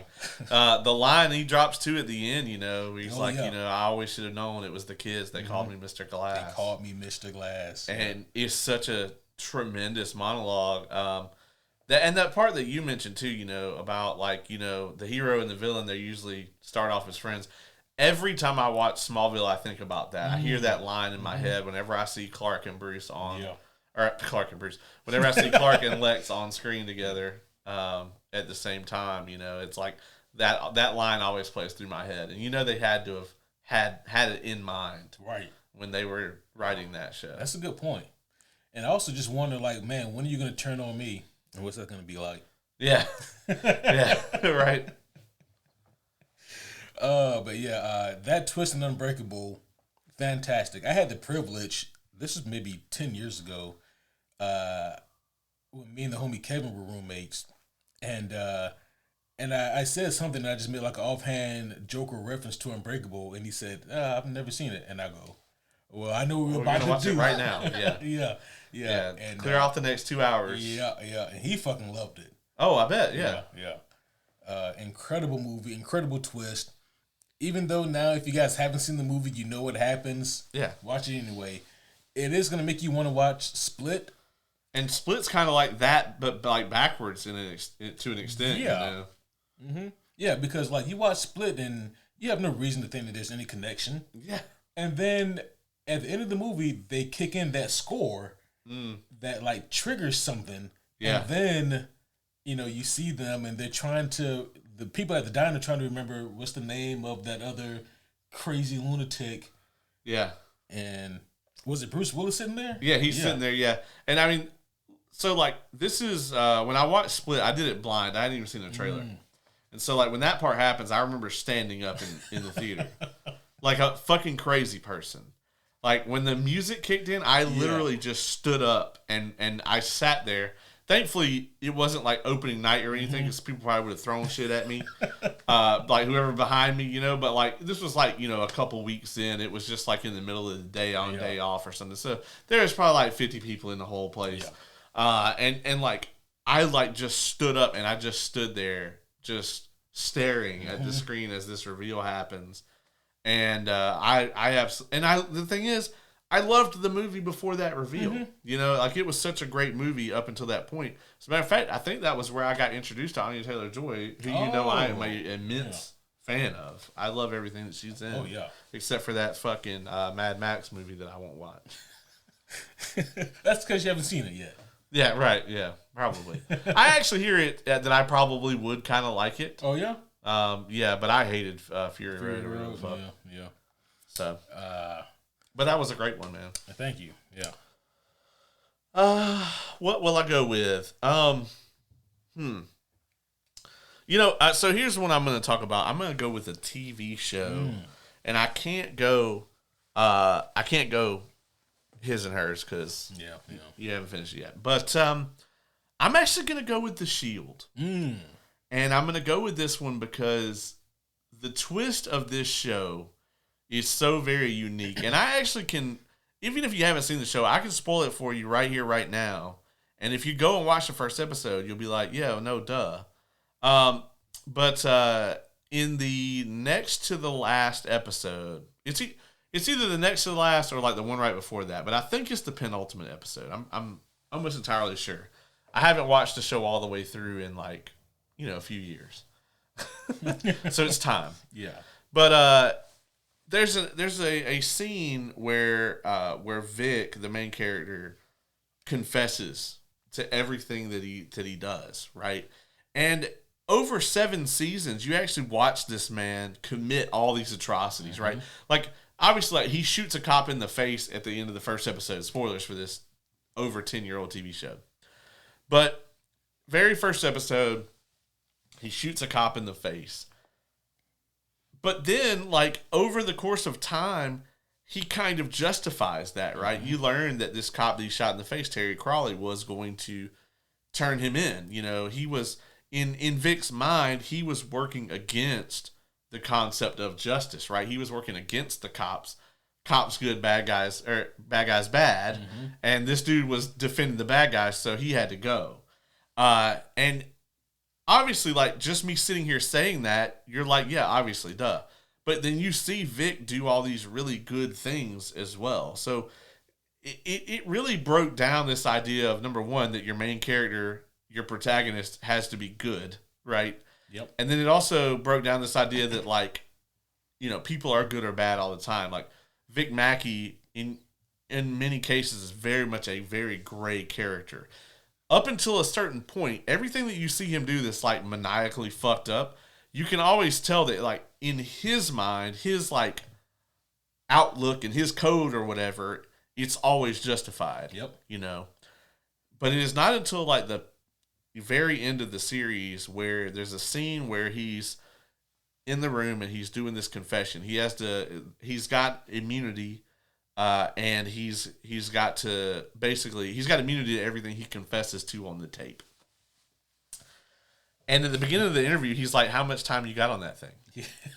And as he starts recounting this stuff, you, the viewer, are sitting there with this character that you've spent years with, and you're like, fuck, you know, the twist is not this huge reveal. It's an uncovering of what you already knew. It's that this guy was the villain the entire time. And he's only become more so over time. Yeah. Right? He never was the hero, but he was a villain who saw himself as a hero. Yeah. From jump. The brilliance of the Shield and of that moment that you're speaking of is that slowly over the course of those, 7 seasons? Over the course of that 7 seasons, you as the viewer are convinced to pull the wool over your own eyes, and then in that moment, you yourself are having to take that off. Yeah. And because, like you said, we're with him every step of the way. Like, we know of all the atrocities of Vic Mackey. We know. Yeah. We sit there and we watched him burn a man's face on a stove. We watched him do all kinds of heinous shit. That was a bad guy. It's fine. And that is exactly what so many people subconsciously said to justify this shit that he does. Because 9 times out of 10, maybe 8 times out of 10, it's to a really bad person. Yeah, I mean, it's spoilers for Breaking Bad here. It's a little more recent, but, like, a lot of people, you know, Walter White was very similar in a lot of ways. And as a matter of fact, there's a lot of similarities between Breaking Bad and The Shield. And I actually think some of the writers worked on both. Or like some people in the writer's room, you know, worked on both shows. But if you look at it, you know, a lot of people, Walter White is a lot more, I think, sympathetic, apologetic in early Breaking Bad. But, like, by the end of season 1, you're like, well, I mean, this motherfucker is well beyond just doing what he had to do at this point, you know? And, like, I think a lot of people don't really see that with Walt until he lets Hank get killed. Yeah. And then you're like, man, this okay, but that's a bridge too far. But then it's like, no. All this shit should have been a bridge too far, you know? I think for a lot of people, even Hank getting killed, people gave him a pass on because you can argue that Walt tried to talk him down and tried to convince Hank to just lay off of this. Right. And obviously, you know, the gangsters don't and Hank doesn't. You know? Yeah. But around the time that he poisons the kid with the ricin. Yeah. like at that point, if you're still thinking, well, he did one bad thing, sure, but like, no. Walt was a horrible person. I mean, season 2, Kristen Ritter's character, he Oh, stands yeah. there and watches her die. Yep. Because it's going to be beneficial to him. He Yes. lets Jesse go through an immense amount of turmoil. He sells Jesse to Yeah. fucking... To some racists. Yeah. It's insane, man, what, like, all the stuff that he does. And it's very much like this with the Shield, where you watch this character do these things, but you still don't want him to lose. Because you're invested in the character and what they're doing. And also, in a lot of cases, especially with Vic, it's like there are people around him that are protected. And if Vic goes down, they're going to go down. Yeah. And one of the things with the Shield too was like, with like Lim obviously was a huge like example of that. He's one of those characters where like, well, shit, man. I mean, he really didn't want to go along with anything fucked up. He's not really a bad guy. We don't want to see anything happen to Lim. But then something does happen to Lim. And when Vic finds out about it, he kind of still covers it up. You know what I mean? And it just is this very slow descent into this whole situation. And then at this moment, it was right in front of you the whole time. You're like, oh no, he's the villain. Yeah. 100%. Right. It's not gray. It's red. Yeah, it's absolutely. Absolutely. His BioWare light side, dark side meter Yeah, is all the way. Yeah, a complete bad guy, and I love the ending for that show as well, because in most cases like this, you're thinking that they're either gonna die or end up in jail, and for him, it's kind of neither and both. If you want to argue like in a certain way, you can definitely say that his life is now a jail, and that who he was and who he aspired to be is dead. Yeah, and now he's just this fucking pencil pusher. I mean, in a lot of ways, I feel like Vic is like, I think prison would be better for him than what he's actually dealing with. Because at least, like, he's in prison, he can like put together a little, gang or whatever. He probably would, Vic's pretty good in a fight. He's a tough guy. He's charismatic. He knows how criminals think. He would have been fine in the Slammer unless he just got murdered. It depends, because like he put away a lot of bad people too. That's true. It really would depend on where he ended up. Because he also abused the law and like framed people and shit. But I honestly think that his existence is worse. Yeah. And he really doesn't have anybody. All his friends are either dead or in prison. You know what I mean? Yep. His family's gone. He has no way of getting a hold of them, getting in touch with them. The ending to that show is one of the best endings to a show ever. Yeah. It is one of the best TV like series finales of all time, and like so many series finales fuck it up. Oh yeah. And like I love it because like it tells you what happens with him, but it still leaves it nebulous. Yeah. And I really love that, because like you just want to live with Vic for a little while just to see what his life is like. But yeah, I thought it was tremendous. Yeah, it was incredible. And in a lot of ways, like the actual protagonist of the show is actually Claudette. Yeah. She's like I think the most good character. And she's, you get a lot of like her story is like kind of directly tied to his. When the show begins, she's very much of the mentality of like, that's not my business. Yeah. I don't look into what other cops are doing, blah, blah, blah. And you see her stance on that evolve, and she sees the repercussions of people having that mindset. And her character arc is directly related to that, where she goes from out of sight, out of mind to I'm not going to stand by and just not say anything, to I am going to actually change this. Yep. And that's what I really love about the show and her arc. Yeah. Tremendous pick, man. The Shield, that was That was a hell of a show, man. Hell of a ride. Yeah. I need to rewatch it soon. Oh my gosh. There's some fucked up shit happening in that show. Yeah. Oh yeah, man. Like, especially if you think about like that it was on regular cable. Yeah, was it FX? Yeah, it was on FX, and I think it like ended in 07, 08, 09, somewhere in there. Yeah. So like came out early 2000s. Right. That was not a time when you had like these sorts of topics on television. Now I will say there are certain elements to this show that did not age well, and they are not as accepted like in our society today. There's certain things that you'll watch it and be like, oh man, they probably shouldn't do that, but it was a different time, so yeah, early 2000s, that was a different time. Yeah. For sure. All right, my next pick, I'm gonna go back to the comic books here. You don't say. This is a good one. Gotta go with Invincible. Splash title here. And the twist here is that the main character is named Invincible, but he gets his ass beat all the time. He doesn't. His name isn't, impervious to harm. But you live. You live to fight another day.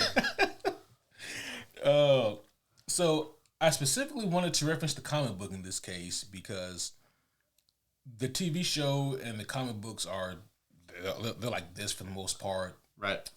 Both tremendous, both amazing. I can't wait for the next season to come out. But the reason why I directly wanted to reference the comic book is just because there is a way that it is revealed who killed the Guardians of the Globe. And in the TV show, they do it. They also do it right in the TV show, but they do it differently there. Yeah, and it's very early. Yeah, it's very early. And I understand why they did that in the TV show because this already existed, and so does the internet. So, well, and it's also doing it that way in the TV show. Like, I'll be honest, like, as someone who didn't know anything about these comics coming into the TV show, when you're watching the first episode, you're like, this kind of feels like just DC, but everything is slightly changed. Yeah. You know what I mean? Yeah. It's like there's a Superman, a Batman, a Wonder Woman, whatever, and then it's just like, okay, but it's just all right. It's just the Justice League, but slightly off, and you're like, all right, but the animation's good, and so is the soundtrack. It's coming of age story with this kid getting powers. Yeah. And then at the end of the first episode, the reveal happens. And then that's where you find out 100%, like, nah, this is not that. Yeah. This is its own thing, and it's here, and it's badass, and you're going to want to watch it. So I think it was a great choice for the TV show to do it there because it's such a hook to get you to keep watching. Whereas when the story didn't exist and, like, doing it the slow burn way that the book does it, I think is also tremendous. So I think they nailed it in both ways. Yeah, same. I absolutely agree. And I also think that it took the power away from trolls who love to spoil shit just for the fuck of it, Right. And so I love that they just took that and were able to just go forward with that in the TV show. Like, hey, here's what happened. Here's what Nolan did. And now, we have to figure out why he did it. But in the book, it's actually a lot like what you were just saying, Caleb, how, like, when I first read Invincible, I had similar thoughts. Like, okay, wow, well, this is it's a really fun coming of age story with this young kid, Mark, and he's growing up in the shadow of his dad, who's like the world's greatest superhero. But it didn't feel at first like anything unfamiliar. It just felt like, yeah, well, I've seen this before. To a degree, it's a different flavor of something that I've already tasted. Have you read any of this since the show came out? Yeah. Do you read Cecil and Walton Goggins' voice now? You kind of have to. Yeah. You kind of have to. Same thing with like Invincible and Omni-Man especially. Like they all sound. Yeah. I mean, pretty much all the voices. The voice cast of that show is fucking stellar. Absolutely. So I remember when I first read this comic book, it had already gotten rave reviews, online. This is before the TV show came out. It had gotten rave reviews online from people that said that it's tremendous. It's one of their favorite comic books of all time. And I'm reading it and I'm like, well, this is good. Like, I'm having fun here, but it's not anything that's mind blowing. And then we get to the part where someone has killed the Guardians of the Globe, and at this point in the comics, we don't know who. And Nolan, he's kind of selling it like, or everyone else is kind of selling it also like, well, thankfully Nolan wasn't there because they're probably going to come after him next, but they probably wanted to single him out because he's strong. He's strong as fuck. Yeah. And the way they set this up, I thought for sure that the twist was going to be whoever killed the Guardians, they're going to kill Nolan. And now, like, his son is going to have to try to find the way to fill his dad's shoes and avenge this murder and figure out who did this and why. And then, like, I think, there's 13 issues in this volume 1 here that I have in my hand. And I think it's at the end of volume 10 where Nolan finally reveals, hey, so I think this is right after he kills fucking Immortal, yeah. For the umpteenth time or whatever. And so like that's at the end of issue 10 where we get that reveal. And like going into 11, this is where we get the whole Viltrumite reveal. Yeah, we get the Viltrumite reveal. And, learning what their whole plot and plan and purpose is. Like, they're fucking Saiyan Kryptonians, Straight up. With mustaches. Yeah. And, we get, like, all that fucking intense dialogue. Like, your mother's more like a pet to me, son. Like, all that. Oh, yeah. And, like, so, reading the book, having no knowledge of this or of like Omni-Man's twist, when you get to this point in the story, I mean, it's absolutely insanity. Because you're just thinking Omni-Man did this? Because up until this point, he just seems like the most stalwart, upright guy. Clark Kent, yeah. Yeah. And he did this? And then we're like, okay, well, let's see what Mark can do. Like, Mark can surely, he can stop him. No. Yeah, and so, just the awful ass whooping that transpires here is, I mean, you guys have seen the TV show. Yeah. Yeah. The way that he hits this motherfucker. Oh my gosh, yeah. Every time. And, it's just awful. And so, like, by the time you get to the end of book 1, like, because it basically ends with Nolan flying away and Mark is fucked up, Right. And, so you get to the end of it and you're like, I gotta fucking read book 2. Yeah. What the fuck? And just like in the TV show, right, it leaves you wanting more. So for people who have seen season 1, you want season 2 to pick up with Mark finding his dad and getting revenge, and that's not what happens. No, and as a matter of fact, like for those of us who were just watching the TV show and had not read these, we had to wait fucking forever for season 2. Yeah, I just had to order book number 2. Like, yeah, but it was just a really, really intense thing. I think that Nolan twist was excellently done. It was excellently done in both the TV show and in the comic books. Different mediums that got to the same point, but both were incredibly done. And they're coming out with season 4 this year, and I know they're greenlit for at least 5. I think we'll probably get at least 7 to tell the whole story here, because there's still a lot of story left to tell, and not to spoil anything, but who says it ends with Thrag, which I can't wait for him. He's gonna be a lot of fun. Right. Yeah. I don't think we're gonna get just one Thrag season though. I feel like we're gonna get 2. I think we do need at least 2 Thrag seasons. So yeah. So I think 7's a solid number. I can maybe even see 8 to a degree. As long as people keep watching, I think Amazon's going to keep making it. Yeah. And I also think, so this is what, season 4 we're about to get? Mm-hmm. I think it is already renewed for 5. Like, I think Amazon already gave them the bump for 5. Yep. So yeah, they're good to go. But yeah, if I don't think that Amazon's gonna take as long to put these seasons out anymore. Thank goodness. They've been doing yearly now. Yes. So, yeah. X-Men 97, catch the hint. Please. Please believe me. Does season 2 come out this year? Did we confirm that? Supposedly. Okay. All right. Allegedly. All right. We're going to get a goddamn Wonder Man show before we get I know. season 2 of 97.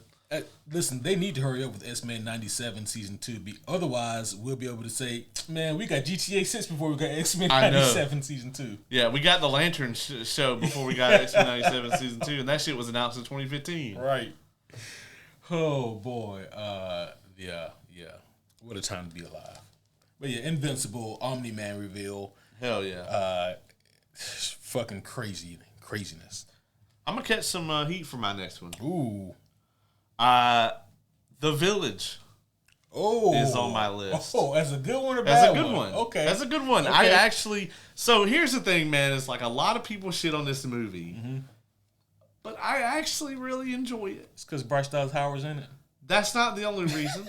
As a matter of fact, I didn't really know who she was back then when I saw this movie for the first time. Now, don't get me wrong. I'm not saying The Village is a good movie. I'm saying that I enjoy it. It is like a guilty pleasure for me, especially every time after the first time that you watch it. Because, like, I think that it's an example of a great twist, but it's not necessarily a great movie, especially once you know the twist. Then, so, like, I'm not saying that the twist doesn't ruin the film retroactively, because it kind of does, like, on rewatching. But it's still a great twist, either way. And so if you haven't seen The Village, the whole concept is that you get the idea that this is this, like, 14 to 1600s, kind of scenario where, it's very low technology. You have these people that live out in the woods, and it's very much presented as this, like, horror type scenario where you have this village, and anybody who ventures out into the woods at night or whatever, there's these fucking creatures that can get them, kill them, whatever. And they have all these legends and wives' tales about this. And they even have fucking people dress up as the things and walk around in the woods and whatnot. The twist in the movie, of course, is that one of the characters actually manages to get out. And she's blind, right? Yeah, Isn't she's that blind. the whole deal? Yep. So the whole ordeal is that, like, she's blind. And is it her dad that's going to die? Someone's going to die. Yeah. And they don't have any medicine for it. And so they're going to let her, the blind girl, go get the medicine. And when you're watching the movie, you're like, why the fuck, out of everyone that's here, why the fuck are they going to let the blind girl go get the medicine? And lo and behold, I think it's unclear whether they actually expected the creature to, like, kill or stop her, or if they knew that she was going to get out. But, like, I guess they figured either way, like, if she gets out, what's she going to do? Because she's blind. But the twist is that, no, it's like a modern day scenario. Yeah, there's like an airplane that flies overhead or some shit, or like a car up in the distance. Yeah, she ends up getting out of the woods, and, like, there's actually, like, a street there. And you actually find out that it's modern day. And they're just in a cult. And it's this group of people who just decided, like, nope, we're just better off without all this bullshit. We're just going to go live in the fucking woods, and we're going to basically force our offspring into this same lifestyle. Yeah. And, this was a simpler time, whatever. It's basically like Amish Stockholm Syndrome. A little bit. And that's, of course, the twist. And I think it works really well in the movie. I think the way the movie is shot, like, you wouldn't see it coming, but then when the reveal happens, you're like, oh, shit, And I just think it's a good twist. It always stuck out to me. Lots of people fucking hate this movie, though. Yeah, so I can see, I do see where you're coming from with this one, right? Because I think that when M. Night made this movie, he had a twist in mind, but not a story. Yeah, the story has lots of problems. Yeah, and if we're being honest, there's kind of a double twist in this movie, because the first twist is to reveal that, okay, these creatures aren't fucking real. It's just Scooby-Doo. And, right, they're yeah. just playing dress up. And then, like, the second twist is more towards the end there when Bryce Dallas Howard gets out and we realize that, oh, no, we're in modern day society. And I think people's issue, mine included actually, my issue with this movie is that both twists kind of undermine what makes it interesting, which is like the setting, and then the creature feature aspect of it. Yeah. And so you take away the creature feature aspect of it, okay, well, there's still this mystery of like, how is this poor blind woman in this time frame, in this environment going to, you know, save the day or whatever. And then it's like, oh, well, we're actually not even in a different time. She just needs a penicillin. Yeah. They can fix that right up. Yeah, this motherfucker just got a fever. Yeah. Like, she ain't even blind. She's got glaucoma. But I do agree. It's like, it's not that the twist is bad in that movie, because it is actually a very effective twist, because I've only seen The Village one time, and all these years later, I still remember. So it definitely stands out. I wish that it had stronger legs to stand on to support that twist, because the twist, like you said, it is actually a good twist. I just wish everything else could match it. South Park said it best, you know, that when they bring in M. Night Shyamalan, it's like, these aren't ideas, these are twists. He doesn't understand the difference, sir. God damn. And they were spot on when it comes to this and a lot of his films. Man, he had a real hot streak there, and then a real rough patch. And then he made Split. Yep. And then he fucked it right back up. Have you seen Old? I haven't. The World on the Beach or whatever? No. It's okay. Like, okay. It doesn't. You actually expect there to be this like mega twist to that movie, but it's really not. It's literally just kind of this. What's the old show where they did all the creepy shit? What's Lost? It called? No, they did like a different creepy thing every week. It was Tales from the Crypt. No, that'll work. Yeah, that'll work. That's not what I was thinking of though. It was like a horror sci-fi show. Twilight Zone. Thank you. Yeah, my brain would not produce that. It's very Twilight Zone, where it's just like there's this phenomenon and it does this creepy shit, and then like, not to spoil it, but the only like twist or whatever is that like the resort that they're staying at or whatever, like the people know about it, and like they knew that this was going to happen or whatever. It's not really this big twist, It's just kind of sinister. So. Yeah, he's slowed down here recently, it seems, right? Yeah, I mean, he's very much a early 2000s, late 90s staple. Yeah, and he was very successful. But I mean, honestly, like him fucking up Glass was, I think, the end of like any studio wanting to just throw bukus of money at him, because they actually spent a lot of money making that shit. Yeah, I can imagine that, and especially like at that time frame, like getting Bruce Willis wasn't cheap back in 2000. It certainly wasn't then. Yeah, absolutely. And you had to get James McAvoy and Sam Jackson and Anya Taylor-Joy, like all these guys. And also, fuck him for not giving her anything to do in that movie. Bruh. Who did have anything to do? Sam Jackson, that's it. Yeah. He had to manipulate people, Oh, boy. How do we get back to Glass? We just keep coming back here. Well, it's because I picked a Shyamalan flick. Yeah, my bad. What you got? I did not see that coming, though, and I applaud that. Yeah, man. I like the twist in that movie. Yeah. All right. I want to do this one, but I don't think you've seen this. Have you seen Barbarian yet? Nope. I don't want that spoiled for me. Okay. I will not. Yeah. I scratched his and hers off my list. Yep. I will scratch Barbarian off. I will just say though, that is like one of the best twists I've seen in anything in a long time. His and her? Yeah. I gotta finish that then. I got a couple of days off before I venture off into the wilderness. And like the show isn't the twist. Like even if you cut the twist off from the show, it's still a great show, even if like the twist didn't happen. But the twist is just. All right, let's see here. which one of these do I want to go with? You know what? We'll do this last comic book one that I have here. So speaking of like coming full circle and things that we spoke about earlier, Under the Red Hood. And this isn't just an opportunity to show off this beautiful deluxe edition of Under the Red Hood.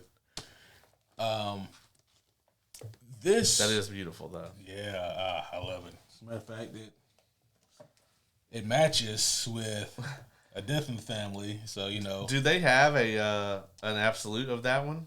You know, they actually don't yet. You know they will. You know they're just somebody sitting in DC like, well, whenever we are on hard times, we're gonna bust out that absolute. Yeah. Oh shit. But yeah, beautiful book here. So we all know the story of Under the Red Hood, but it's more of the things that happen behind the scenes to bring this to life that make this story even more interesting. First and foremost, there's a weird synchronicity at times to entertainment and fiction because the similarities between Red Hood and Winter Soldier, they can't be ignored. And I do believe they're all completely coincidental. Right. Like both of them were child sidekicks to more popular heroes. They were both dead and or presumed dead. And then they both returned in the same year. Yeah. Just weird how that shit happens. But anywho, so we know that Jason Todd, the second Robin, in a very narrow decision, the fans voted. They called in to these. This is when you had to call in places to vote. Right. You know, and I think I think it was like a number that they maybe had to even pay for. You know. Yeah, it costs like 99 cents or something. Yeah. And in a very narrow margin. It's a lot of money back then. Yeah, for real. You get like an ice cream and like a drink. Come on. For like 99 cents back then. Both, not even one or the other. Yeah, like you get a 50-cent ice cream and a 25-cent canned soda. Right. Yeah, and you still have a little change left over. Yeah. Get yourself a Snickers bar or something. Yeah. Can't get shit for 99 cents. Yeah, right. Yeah. Like if I leave the house with $1, like I can't stop anywhere and use this. Yeah. Even the Dollar Tree, everything's like $1.50. Yeah. If I were to stick a dollar bill in the vending machine, it's gonna be like, what else you got? Yeah. Yeah. I the most you might be able to get anywhere is if you can find a vending machine that has cans. You might could get a can for $1. Yeah. When it used to be 25 cents. Right. Holy shit. But Jason Todd, he was voted to be killed off, and we all know that he just rubbed people the wrong way. That and he was filling the shoes of Dick Grayson, and people love Dick Grayson. But unfortunately, Jason Todd, they decided to pivot and make him more of an angsty, kind of arrogant asshole type of kid who Batman had a harder time getting under control, and that didn't help fans' perception of him either. So and I'll tell you, the people of this time, they may have been onto something, like angsty, arrogant Robins, maybe they just deserve death. Well, I think they learned their lesson from that because they brought back Jason Todd, and it's like, I think they understand now that they were actually maybe the best Robins. Nope. Nobody likes Jason Todd's Robin run. They like him as Red Hood, though. I mean, and maybe that's another reason why Damian is superior to all the other Robins is because, look at how he's doing. You see how you're having a hard time coming up with anything? There's just so many things to say about Damian Wayne that are positive. I don't even know where to start. Oh, okay. Yeah. He's amazing. I mean, for example, he's going to be in the movie, Yeah, I mean, okay. Dick Grayson's already been in 2 movies. And from the sounds of it, they're both going to be better than the one he's going to be. Holy shit. This is going to be like that time where, how we were like, well, certainly when they do Dark Phoenix the second time, there's no possible way it could be worse than the first time. And oh boy. Oh, are we wrong? Say what you want about The Last Stand, but I'll take that shit over Dark Phoenix all day, every day. Oh, absolutely. God damn. What an experience that was. Whew. But yeah, so the twist here in this book, obviously being the fact that the Red Hood is in fact Jason Todd.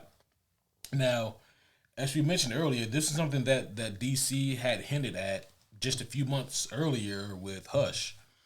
And by the time we get to Under the Red Hood, we're all thinking, well, it could be Jason Todd, it should be Jason Todd, but how are they going to play this off? And they did it beautifully. So the beauty of this twist isn't that no one saw it coming, it's that it makes so much sense and we understand Jason's plight. We understand why he's so angry. And I absolutely love those moments in this book here. And also I love the moments of Bruce being so intelligent, but also being so hard-headed. He not wanting to accept the fact that Jason is back. Even though he knows from the beginning. Like, he knows. But he can't allow himself to believe it until, like, the proof is just completely irrefutable.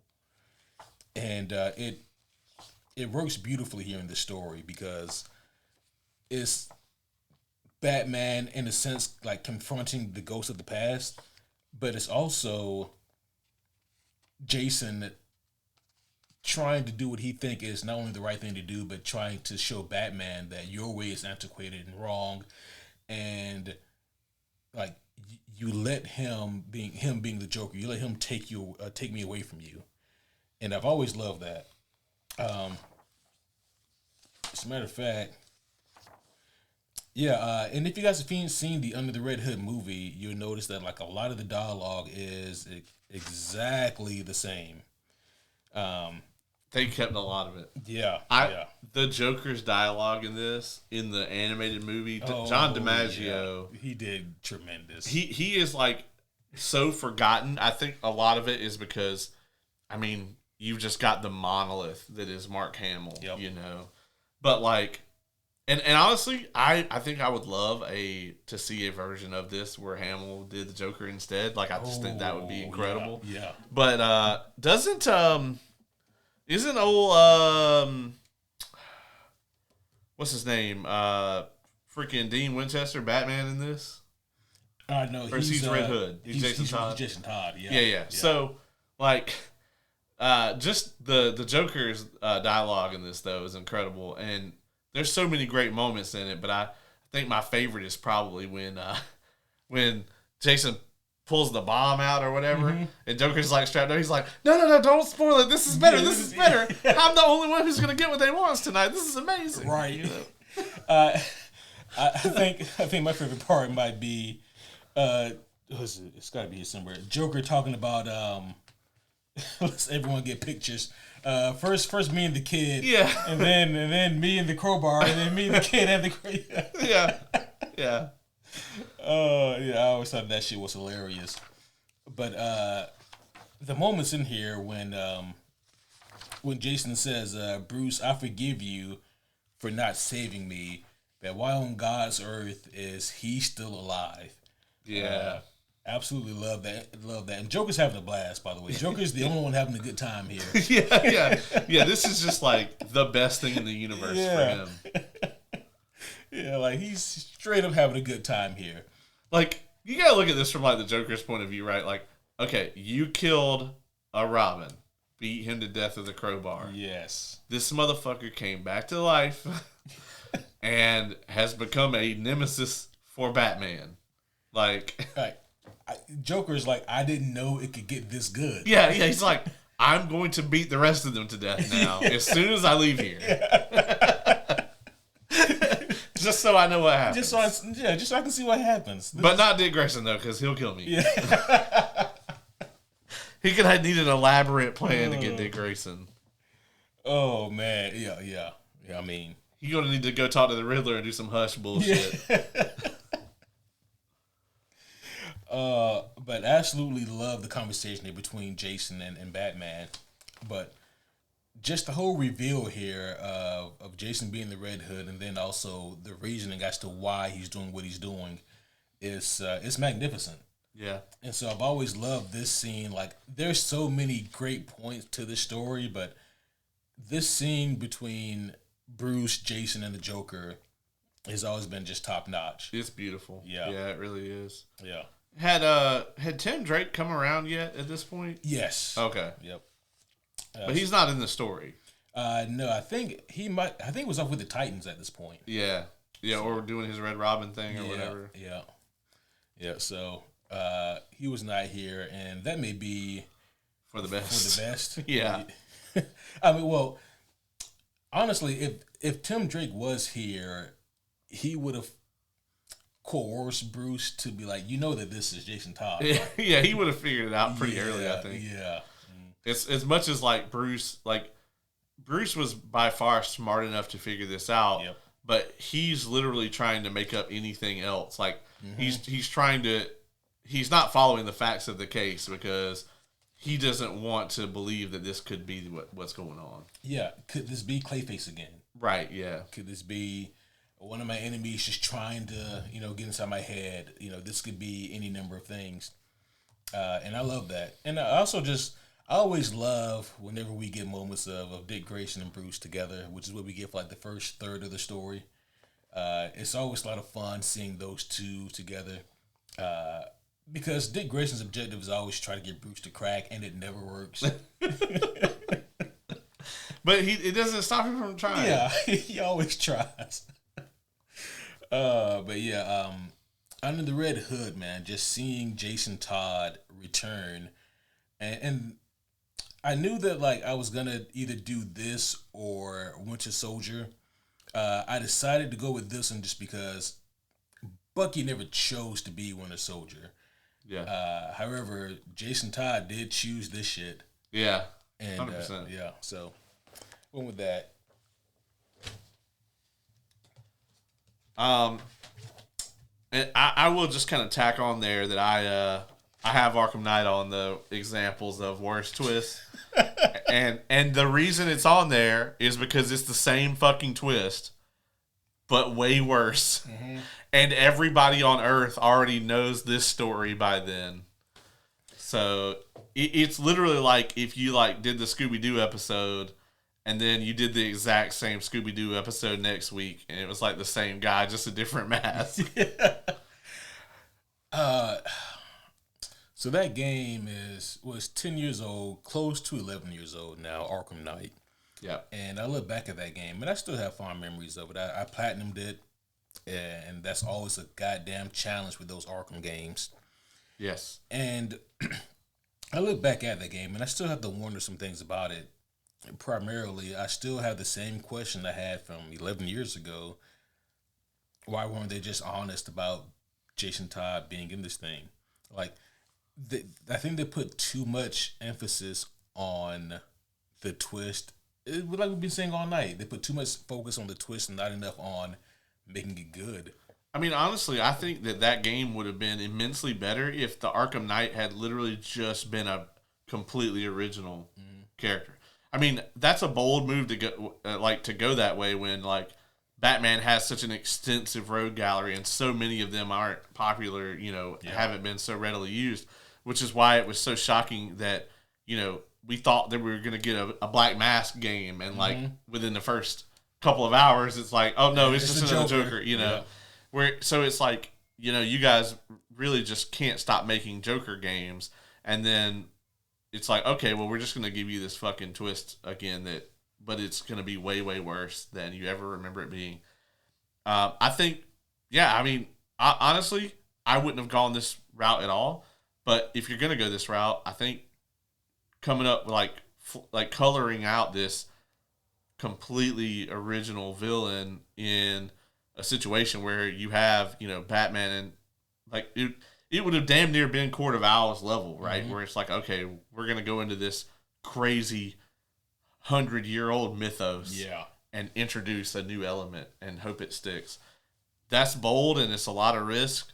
But even if they had taken that shot and missed it, I think I'd like it better than what they did. So, Yeah, the whole thing about Arkham Knight, man.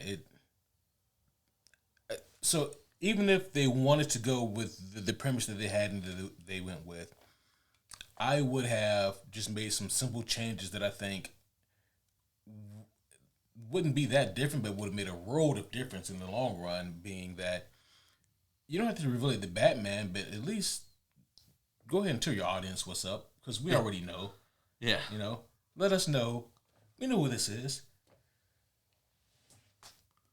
Thought I had a sneeze. Yeah, I was waiting for the anticipation over here. Yeah, there it goes. There we go. Sheesh. Let your audience know who it is. Right up front. Like don't mistake us for being idiots. Like we know who the fuck this is. Right. Yeah, we knew 30 hours ago. Yeah. And it even undercut some of the really cool moments of that reveal. Like when we see, I think there's a clip in there where like we're walking through flashbacks and we see like Jason getting beat with a crowbar and shit like that. And like instead of the focus being, oh my gosh, it's Jason Todd, the focus could have been on, man, yeah, he really got done dirty by the Joker. But instead we're just like, man, I can't believe they lied to us and wasted our time with some shit that we already knew. Right, yeah. The last good example I want to touch on, I have a bunch, but we'll be here all night. Is I wanted to definitely give a shout out to Expedition 33. You have not finished this one though, right? Or are you on the third act? I'm on third act. So you've gotten through all of the big reveals. Yeah. Then. So you have gone to the end of Act 2, beat the Paintress, and you've seen all the stuff that happens after that. Boy, let me tell you, I felt like when I got to the Paintress, I said, man, either I sped run through this or this don't feel like at the end of Act 3. Right. Like I don't. They have not been on the up and up with me. No. Yeah. No. And the thing about this game, right? Like, so the first, get the fuck out if you haven't, because this will ruin this game for you if we tell you. Obviously, like, there's a big moment at the end of Act 1, right? There's very crucial character death. But it's at the end of Act 2 when everything unravels. And they hit you with a couple twists all at one time, really. And I think a lot of people, even from jump, kind of, because of some of the dialogue in the game, I think even at the beginning, like, very early on in the game, what's his love interest that dies at the beginning? I know you're talking about. I forgot her name. I can't remember her name. It's been a minute. But she says something about, like, what if she's trapped there just like we're trapped here or whatever. She says something about the Paintress or whatever. She seems sad. Yeah. And it kind of spoils it right there. Yeah. And so you kind of get this idea of, like, there's something else at work here, or the Paintress is doing this because of whatever, or the Paintress is just a force of nature.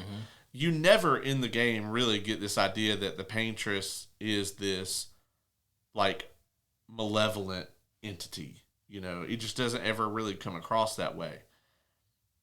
However, at the end of Act 2, you get a series of reveals. Number one, you get, like, when the Paintress or whatever is defeated, there's this big celebration or whatever.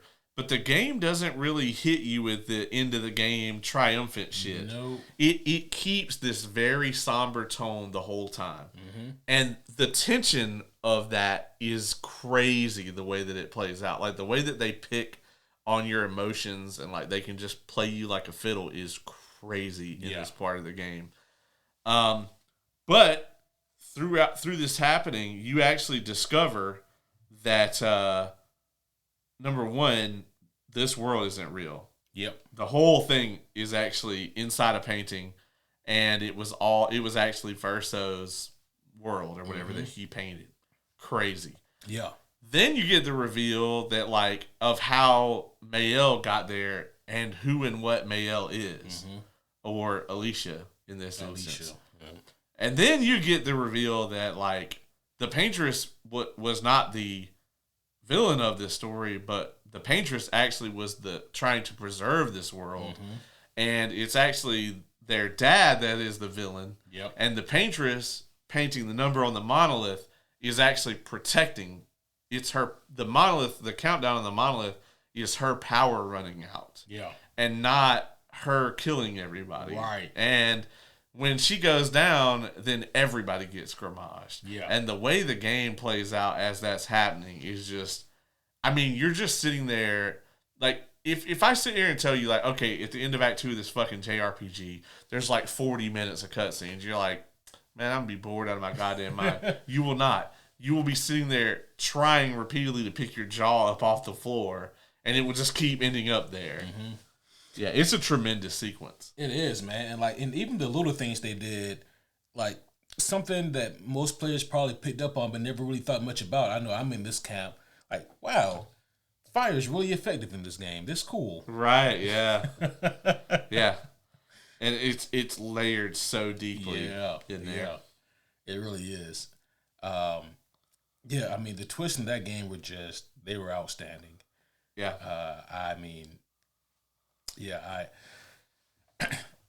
they really did just such a great job with just doing something different with the video game, and not just from even a gameplay standpoint, but from a atmospheric standpoint, from a sound design standpoint, and also, of course, from a twist standpoint, from a reveal standpoint.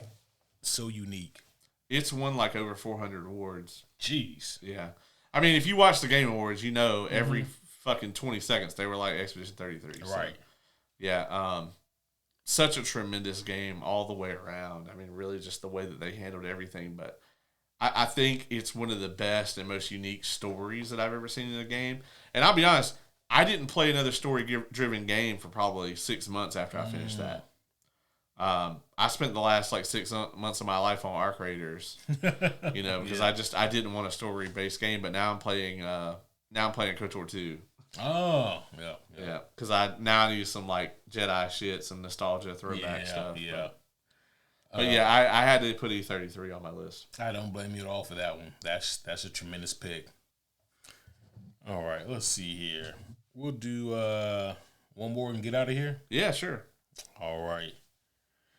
I will forego that one. We've done enough comic books.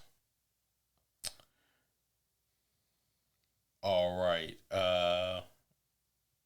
We will instead do. Let you pick. Which one? Number 6, number 7. 6, 7.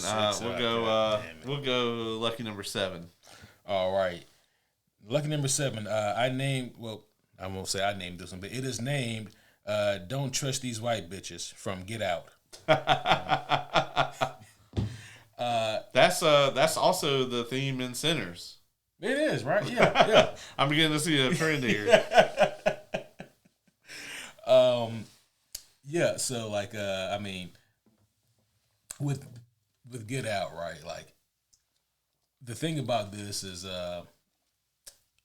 obviously we have Daniel Kaluuya. Yeah. And then, what's the name of his love interest? Is it Allison something? Her dad was like the news guy. Yeah, I'll be honest with you. She is such a basic white girl that I forget all about her. Kind of same. But I think that's intentional. You're right. Allison Williams. I knew it was Allison something. Yeah. So the thing about Get Out is that, like, you watch the start of this movie and they get pulled over. And the cop is harassing Daniel Kaluuya, giving him a hard time. And as a matter of fact, I don't even think he's driving, but like they ask for his ID. Like they just do some out of pocket shit that's unnecessary. And Allison, she comes to like his defense. She's his girlfriend, and she's really trying to stick up for him. And they put on this front like she really is on the up and up. And even as the movie progresses, like, you might think that, okay, there's something real creepy with her parents here. But it's played off like she's not in on it. Yeah, exactly. Yeah. And as a matter of fact, like, even when you start to wonder, okay, is she a part of this, or is she still on the up and up? I think she might still be on the up and up, but it's not until you see her eat her Fruit Loops by dipping them in a glass of milk and then eating them individually. That bitch is crazy. Yeah. Because who the fuck does that? Who the fuck does that? And like, I get it, you separating your colors from your whites, but to that degree? Yeah, no. She's listen. Any form of eating cereal that isn't you put the cereal in the bowl and then pour the milk and then on put it, the milk on top. is insanity. Yeah. Right? If you put the milk in first, crazy. That's only acceptable if you're going for your second bowl. Yeah. That's it. You're not required to dump the old bowl out. Yeah. That's wasteful. Yeah, it's inefficient. Right. But I thought that this was a great twist in the story because our protagonist, our main protagonist, Daniel Kaluuya, he really needed some assistance. He really needed some help. And help me. But unfortunately, he really didn't have much of that here because he's kind of out here by himself. Yeah. And the one lifeline that you're thinking, hoping, praying that he has, his girlfriend, no, she's in on it too. She's just as bad as the rest.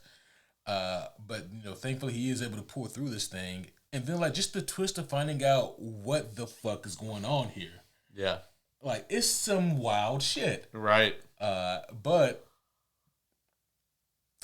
I don't know. I feel like Alex Jones probably has a theory about this. Oh, I'm sure. Yeah. I'm sure he does. They're trying to take black people and swap their brains out. You see,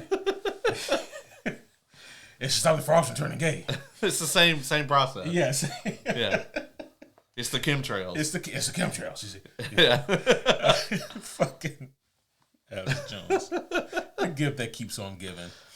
But Fallout. Jesus Christ, Get Out. Alex Jones is not in Fallout, to my knowledge, or Get Out. Either would be amazing. Yeah, he'd be much more likely to be in the second one. He could play the dad. He could. Goddamn. Okay.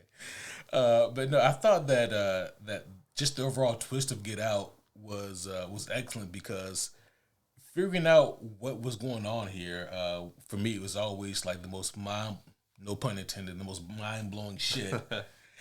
Because, for the first 2/3 of the movie, I'm trying to figure out what's their game here. What are they going for? And then when the reveal does happen, it all clicks.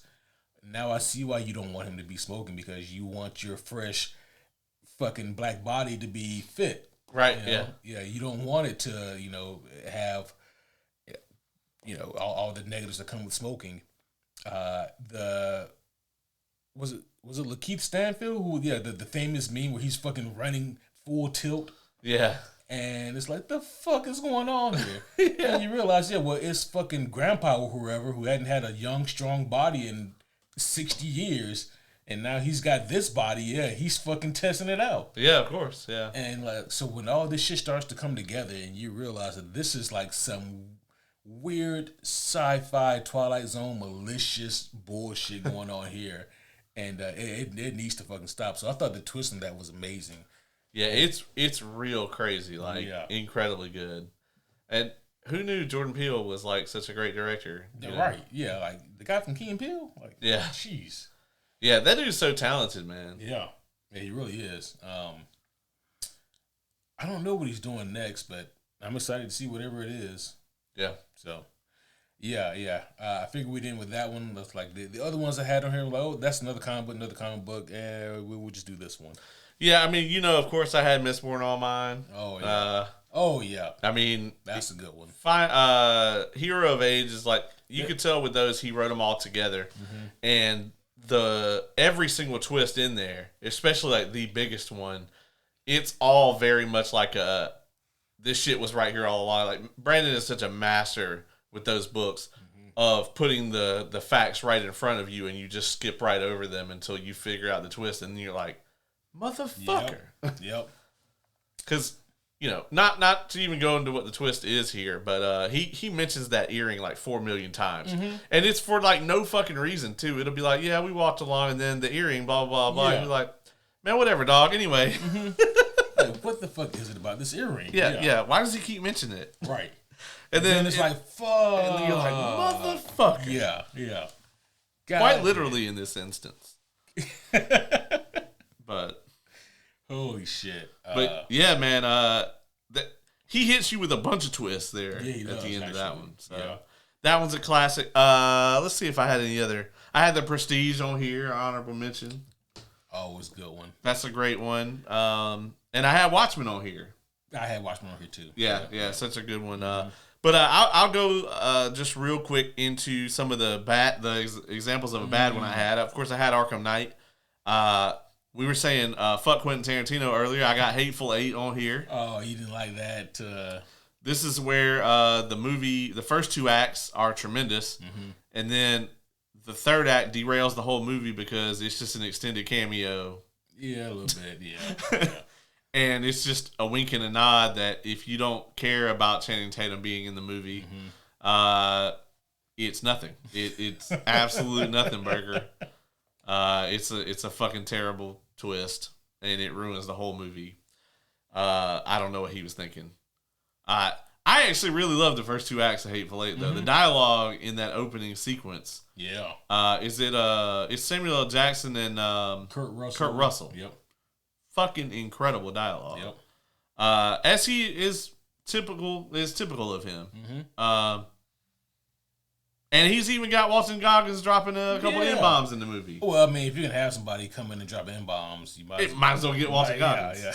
Like, I was worried for a while about him being typecast. Because he does it a lot. Because he was Shane Vendrell and they find out just how well this motherfucker plays a racist. Yeah. He ends up playing a racist in quite a few things. He's in Lincoln. Amazing movie. Have you seen that? No. The Daniel Day-Lewis? Actually, I haven't seen that. Oh, 100%. You got to watch that. It's so good, man. Like, is this one where he kills vampires? I mean, no. This is just the one where he freed the slaves and everything. Oh, okay. Yeah. But you 100% think that like Abraham Lincoln, like they fucking Jurassic Parked him and like got him to be in this movie. Daniel Day-Lewis, man, like what a fucking guy. I think he quit acting, didn't he? Yeah. He literally became a cobbler, right? Yeah. They said that I think Steven Spielberg did that one, and he said that Daniel Day-Lewis, he only broke character one time through the filming, and it was to write him a thank you note. Jeez. So it wasn't even like in person. He just wrote him a thank you note, and he was Abraham Lincoln the whole rest of the time. That's fucking wild. Daniel Day-Lewis is something else, man. Like There Will Be Blood. Yeah. But if you haven't seen it, it's worth a watch. But Walton Goggins is in that, and shocking, he plays a racist. He's in Django as a racist. Of course. And Hateful Eight, and then, of course, The Shield. Yeah. So, but horrible example of a twist. And then I also had Lost on here. Did I tell you this? That, like, I stumbled onto, like, some subreddit where, like, there's a subreddit for everything, but there's a lot of people out there that really, really enjoy the ending of Lost. Oh, yeah. I've seen this. That surprised the hell out of me. Like, I didn't know that more than 12 people like that ending. There's also a lot of people that, like, there's also a ton of misunderstanding about Lost, about the ending. Like, and that this just goes to show, like, that the showrunners didn't do it well. It was so poorly done. But a lot of people think they were all dead the whole time. And that's not true either. Like, the purgatory or whatever is the church or whatever that they're in at the end. And not everybody shows up there immediately. Yeah. They don't all get there at the same time, right? Yeah. I don't want to go off on a fucking Lost tangent. No. I guess another one that we have to add to, like, the honorable mentions would definitely have to be the twist in X-Men Origins Wolverine. Not only is his girlfriend still alive, but she's been working with Stryker the whole time. Yeah. Fucking shocking. Yeah. And I think her sister was like Emma Frost or something like that also. It was there were a lot of twists going on in there, and somehow none of them landed.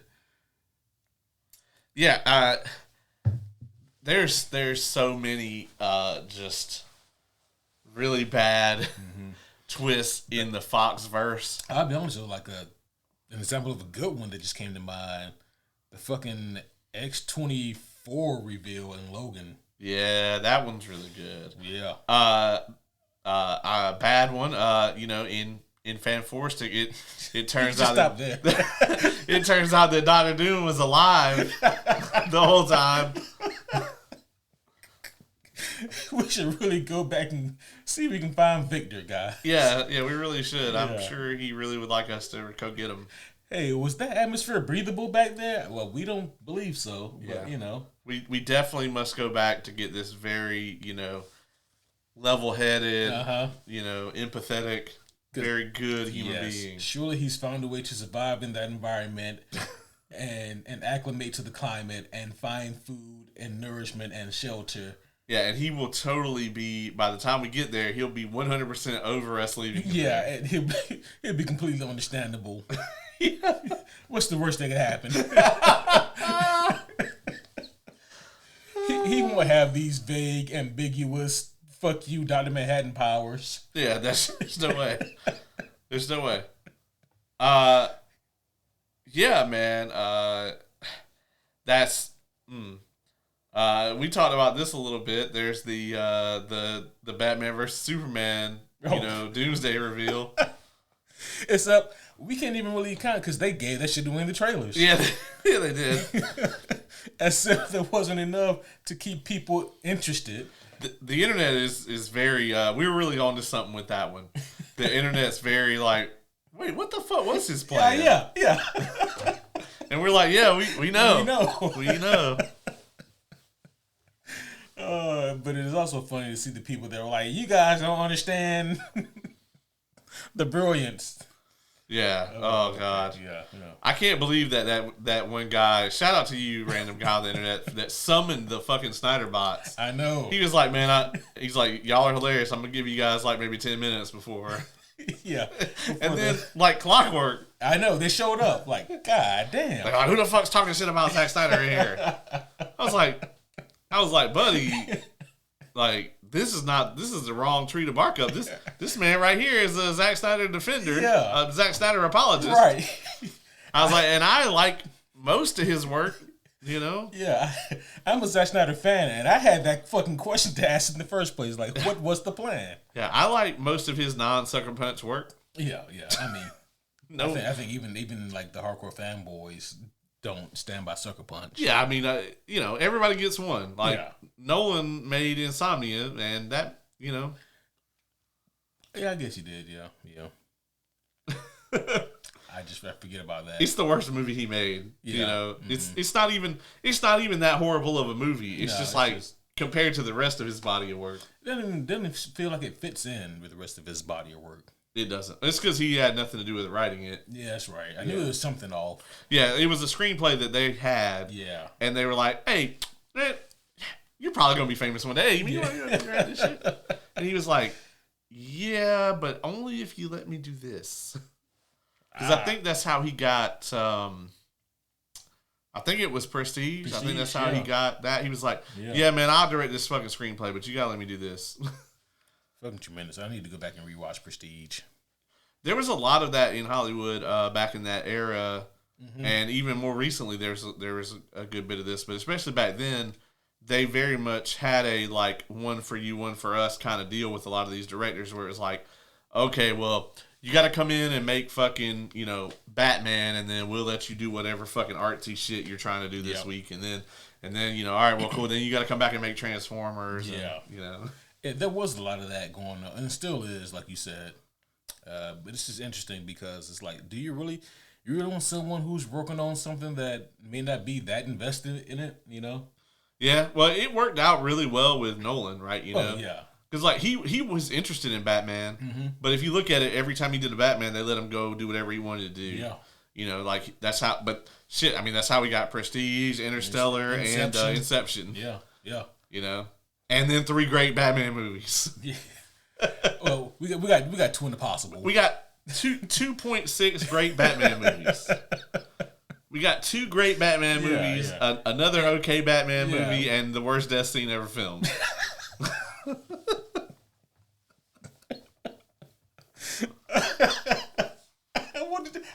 try something else. Anything else. Since we're talking about twists, man, that twist actually was pretty good. It's just the way that it worked out that kind of ruined it. Yeah. The Talia al Ghul twist. It was a good twist, and then 2.5 minutes later, she's dead. It was like, oh, it's Talia. Oh, okay. Well, all right. They just forgot all the parts where like Talia is like a badass and like a ninja, and it's cool. Ra's al Ghul just didn't. He didn't bother training his daughter at all. He didn't teach her shit. Apparently. Yeah. Yeah. Oh boy. All right. Well, I think that we have meandered on this long enough. Yeah. We got to that 2.5 mark. Yeah, we got to that point where we just started bullshitting. Yeah. And some of you love it, but it's dangerous. It is very dangerous. We could do it forever. You don't understand. Absolutely. Yeah. Yeah. We used to have an episode format called The Rant that was dedicated to just that. We need to bring that back. We should. We have so many things to rant about. I know. Oh my! But between like that and the throwback, like, it's a lot of things we need to do. You know what? Tell us in the comments if you stuck around this far. Let us know. Do you want the rant or the throwback back? Because we can't give you both of them, unfortunately. Because very soon we are going to be reviewing Born Again every week, and then whatever else we're going to be doing. And then Invincible, and then The Boys. Yeah. Yeah, and then also, that's just the TV shows. Yeah, and also we need to do Fallout Season 2 sometime. Have you even started that yet? Nope, I haven't seen a single millisecond of it. Yeah. It is rumored very heavily that Bethesda is going to drop the remaster for Fallout 3 right after the show goes off. Like, they're going to shadow drop it. Well, that'd be really soon, because I think they're almost done. Yeah, and I was like, that would be brilliant. It would sell an insane amount of copies, especially because 3 is the best one that they've ever made. Probably don't clip that, because the New Vegas people will flood in here so fast. Hey, listen, if that makes you upset, listen. If Bethesda released their Fallout 3 remaster and Obsidian also did a remaster of New Vegas, because that's who made it, it wasn't Bethesda, I am all for both of those things. I'll play the shit out of those. Hell yeah. Obsidian probably do a better job. Here's what they should do.